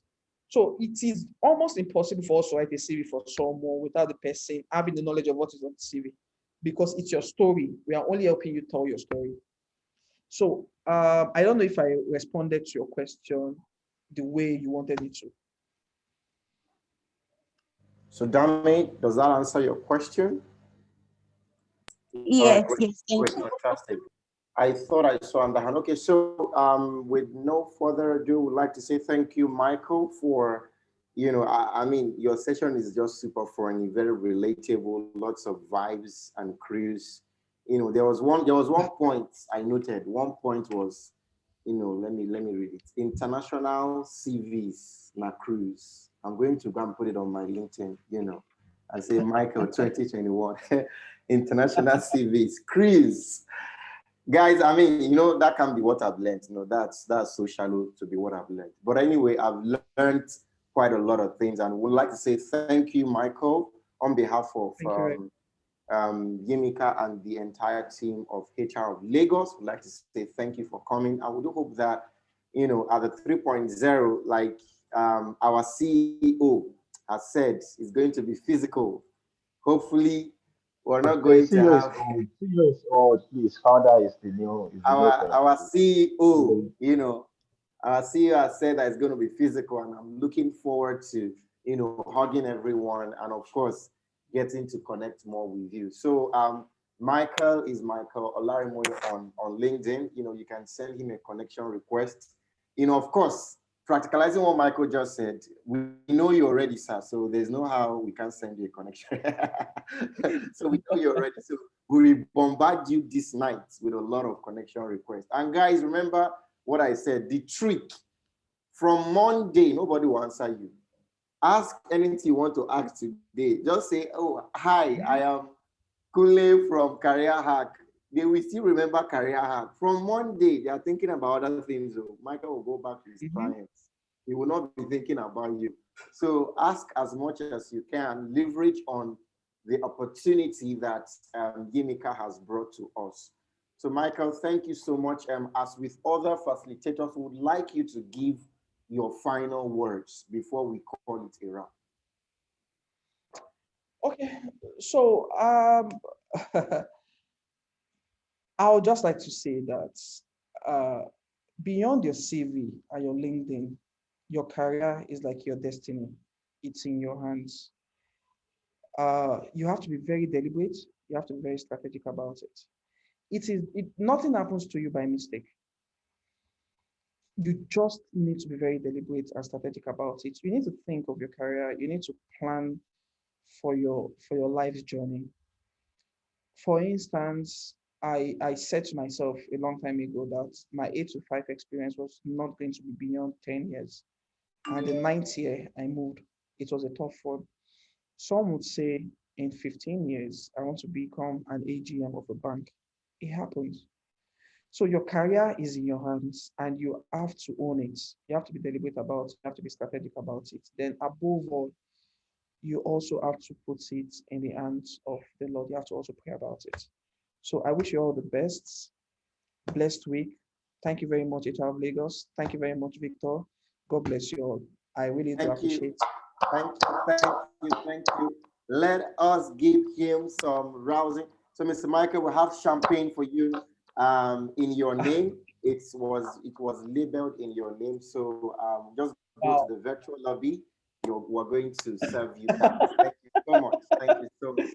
Thank you very All much. right, Thank you very much. people. Like I said earlier, the club, please get on if you want to join the HR of Lagos Club. You know, we've gone through 2 days of about 3 hours each, you know, power pack session, right? And, you know, the truth is what happens after now is the most important thing. What are you going to do next? That is the, you know, for you not to be, you know, strangled by the demons out there, right? So we are starting a club, right? But the full details are not out yet. So you need to send us, you know, you can either send us an email, hroflagos@gmail.com, or DM us if that's easier for you on Instagram. Like I said earlier, I have been a product of relationships. You know, Yimika, all the speakers, you know, here today, you know, they've been hammering on leverage, people, relationships. Your next level is going to be determined. You are just few persons away to your next level, all right? And we need to really handhold, you know, people that are ready. You know, not everybody is ready for the next level. Some people just say it. Some people post it. Some people tweet it, but they are not actually ready for it. You've got to be able to work. You've got to be able to be available, you know, to do the work. And that's why we're, you know, trying to start this club, right? So that we can be able to have people, right, who are ready to now do the work, right? Beyond just the learning. Learning is one aspect. Execution is the other aspect. You know, nobody rewards you for what you learn. People reward you for what you execute, right? Life will only give you results or rewards when you take action, all right? And that's why, you know, we're starting this. So go on Instagram now, search for HR of Lagos, send a DM, you know, or write an email, hroflagos@gmail.com if you'd like to join this club, and then you will get a special information, you know, or more details about this club. All right. So I just want to do one more thing before. Okay, I'll let HR of Lagos give the final closing remarks, and then we're going to start partying. I'm so ready. You know, we'll have a DJ. Many of you don't know that we hired a DJ in the house. You don't know this. I'm just revealing that. You know, and very soon you're going to get something delivered to your doorstep, everyone. But let's have HR of Lagos make the final closing remarks after this phenomenal 2.0 at Career Hub. So let's give it up. Let's give it up. Let's celebrate Adeyimika Balogun. I'm not seeing the clap. We are celebrating other people now. The owner of the event. What's all that now? What do you guys want me to vex? You guys want me to vex? Thank you, Emmanuel. I see you. So over to you, HR of Lagos, for the final closing remarks. Okay, thank you so much, Victor. Thank you so much, everyone, for the speakers that we here. I want to say thank you so much for those that paid for this event by themselves. Like, thank you so much. It really shows that you are very intentional about your career, about building and growing your career. Thank you so much. I don't take it for granted. 2 days. You using 2 days to learn is a whole lot, right? And I shared on my WhatsApp status that was on Friday. My joy would be at the end of the day to see that everyone that attended this program eventually become. There's a turnaround. There's a positive turnaround in their career and life generally as a result of this career hack program, right? And Victor said something that you need to be very deliberate about implementing everything you've learned from this program. Don't just learn. Personally, if you reach out to me to say you want this and you need advice on something, and I go out of my way to give you an advice, and what I do is to look at what you're going to do with that advice. If you're going to take steps, right, with the advice I've given you. If nothing is being done about it, and you come back to me, I'll definitely I might not even give you an audience, right? So my point at the end of the day is that please, I'm begging you really, because I want to see you guys, coming to the physical event next year, being transformed, right? And that will be my joy personally. And I want to be getting messages to say, okay, fine, Dimitra, thank you for this program, right? That everything I've learned, I've put them into good use, and these are the results. That's like the positive feedback for me at the end of the day. And also, I want to say finally that we're going to be sharing, feedback form after this session, and you're going to be sending them, please, please help us to fill it, right? The feedback we got from last year, we were able to implement some of those feedback this year, and we improve on our deliveries and everything, and that's why we have like a very good session and this particular year, right? So year on year, we always want to improve, right? Please help us to fill the form, and I want to say, see you guys at the top, and you can always reach out to me. My LinkedIn is Adeyemika Balogun. On Instagram, you can always reach out to me, HR of Lagos. I don't know if I should drop my WhatsApp number, Victor, should I?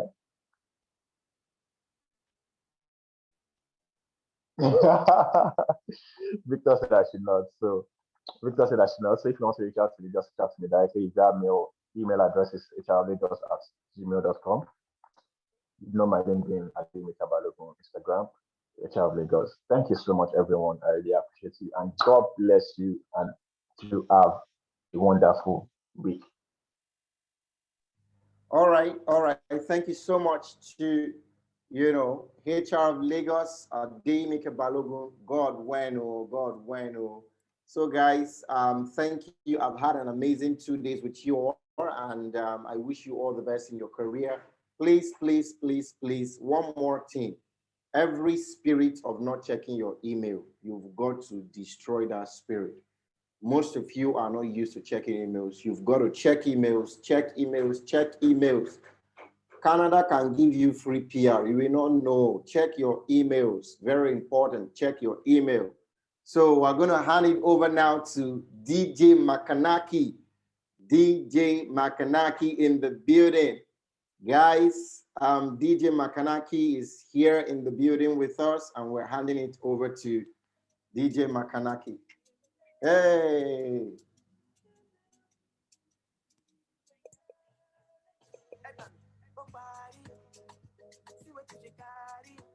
Hey, I know they dance, waiting now.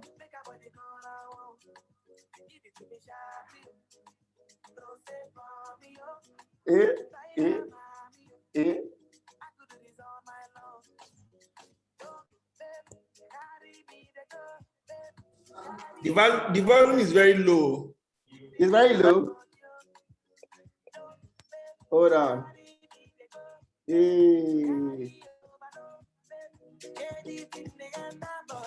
Messi, is that you? Are you dancing on the chair?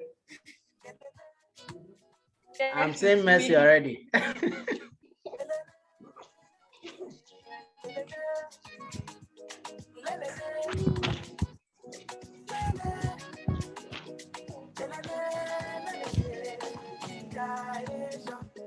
I see what you do. You keep your body into it. I love the way you move it, oh. I can feel the vibration of your body. Tomorrow is Monday. What you doing, oh, babe, carry me the go, babe, carry over, no, babe, shade it in the end about you. Babe, carry me the go, babe, carry over, no, babe, shade it in the end about you.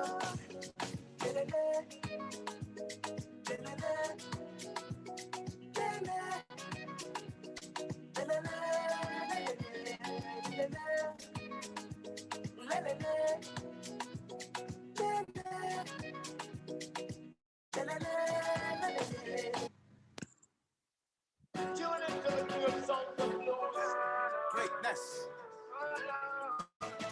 DJ Neptune. Joe boy one day. Got to perfect. No my get so come on love back.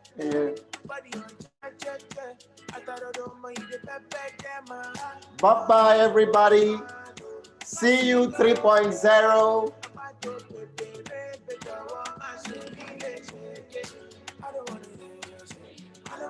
Hey.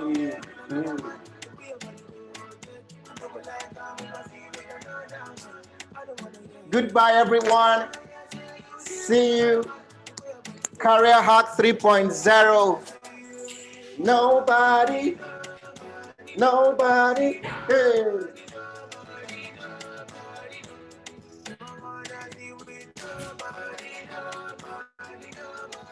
See you guys next year.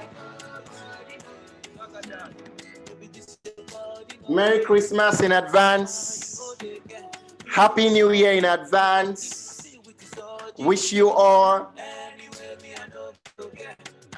an amazing 2022.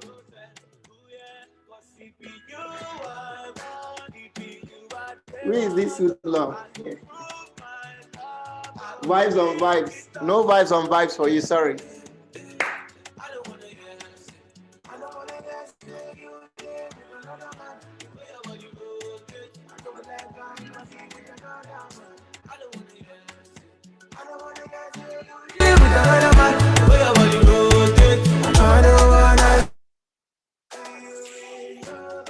What's going on?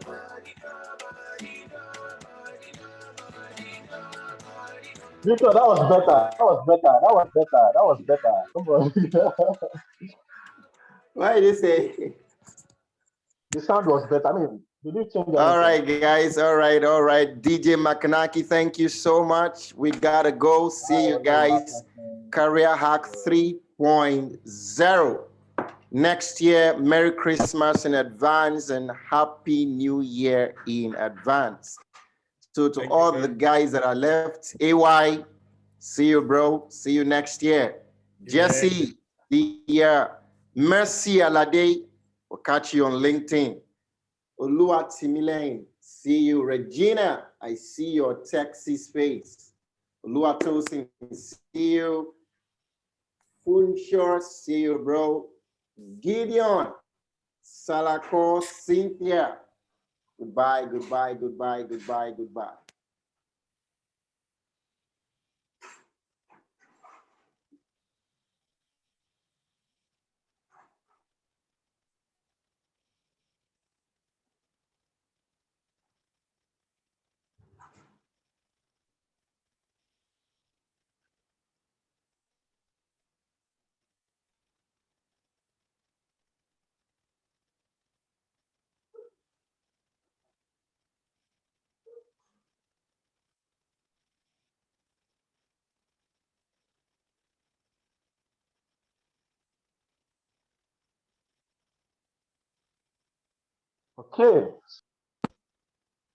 Okay.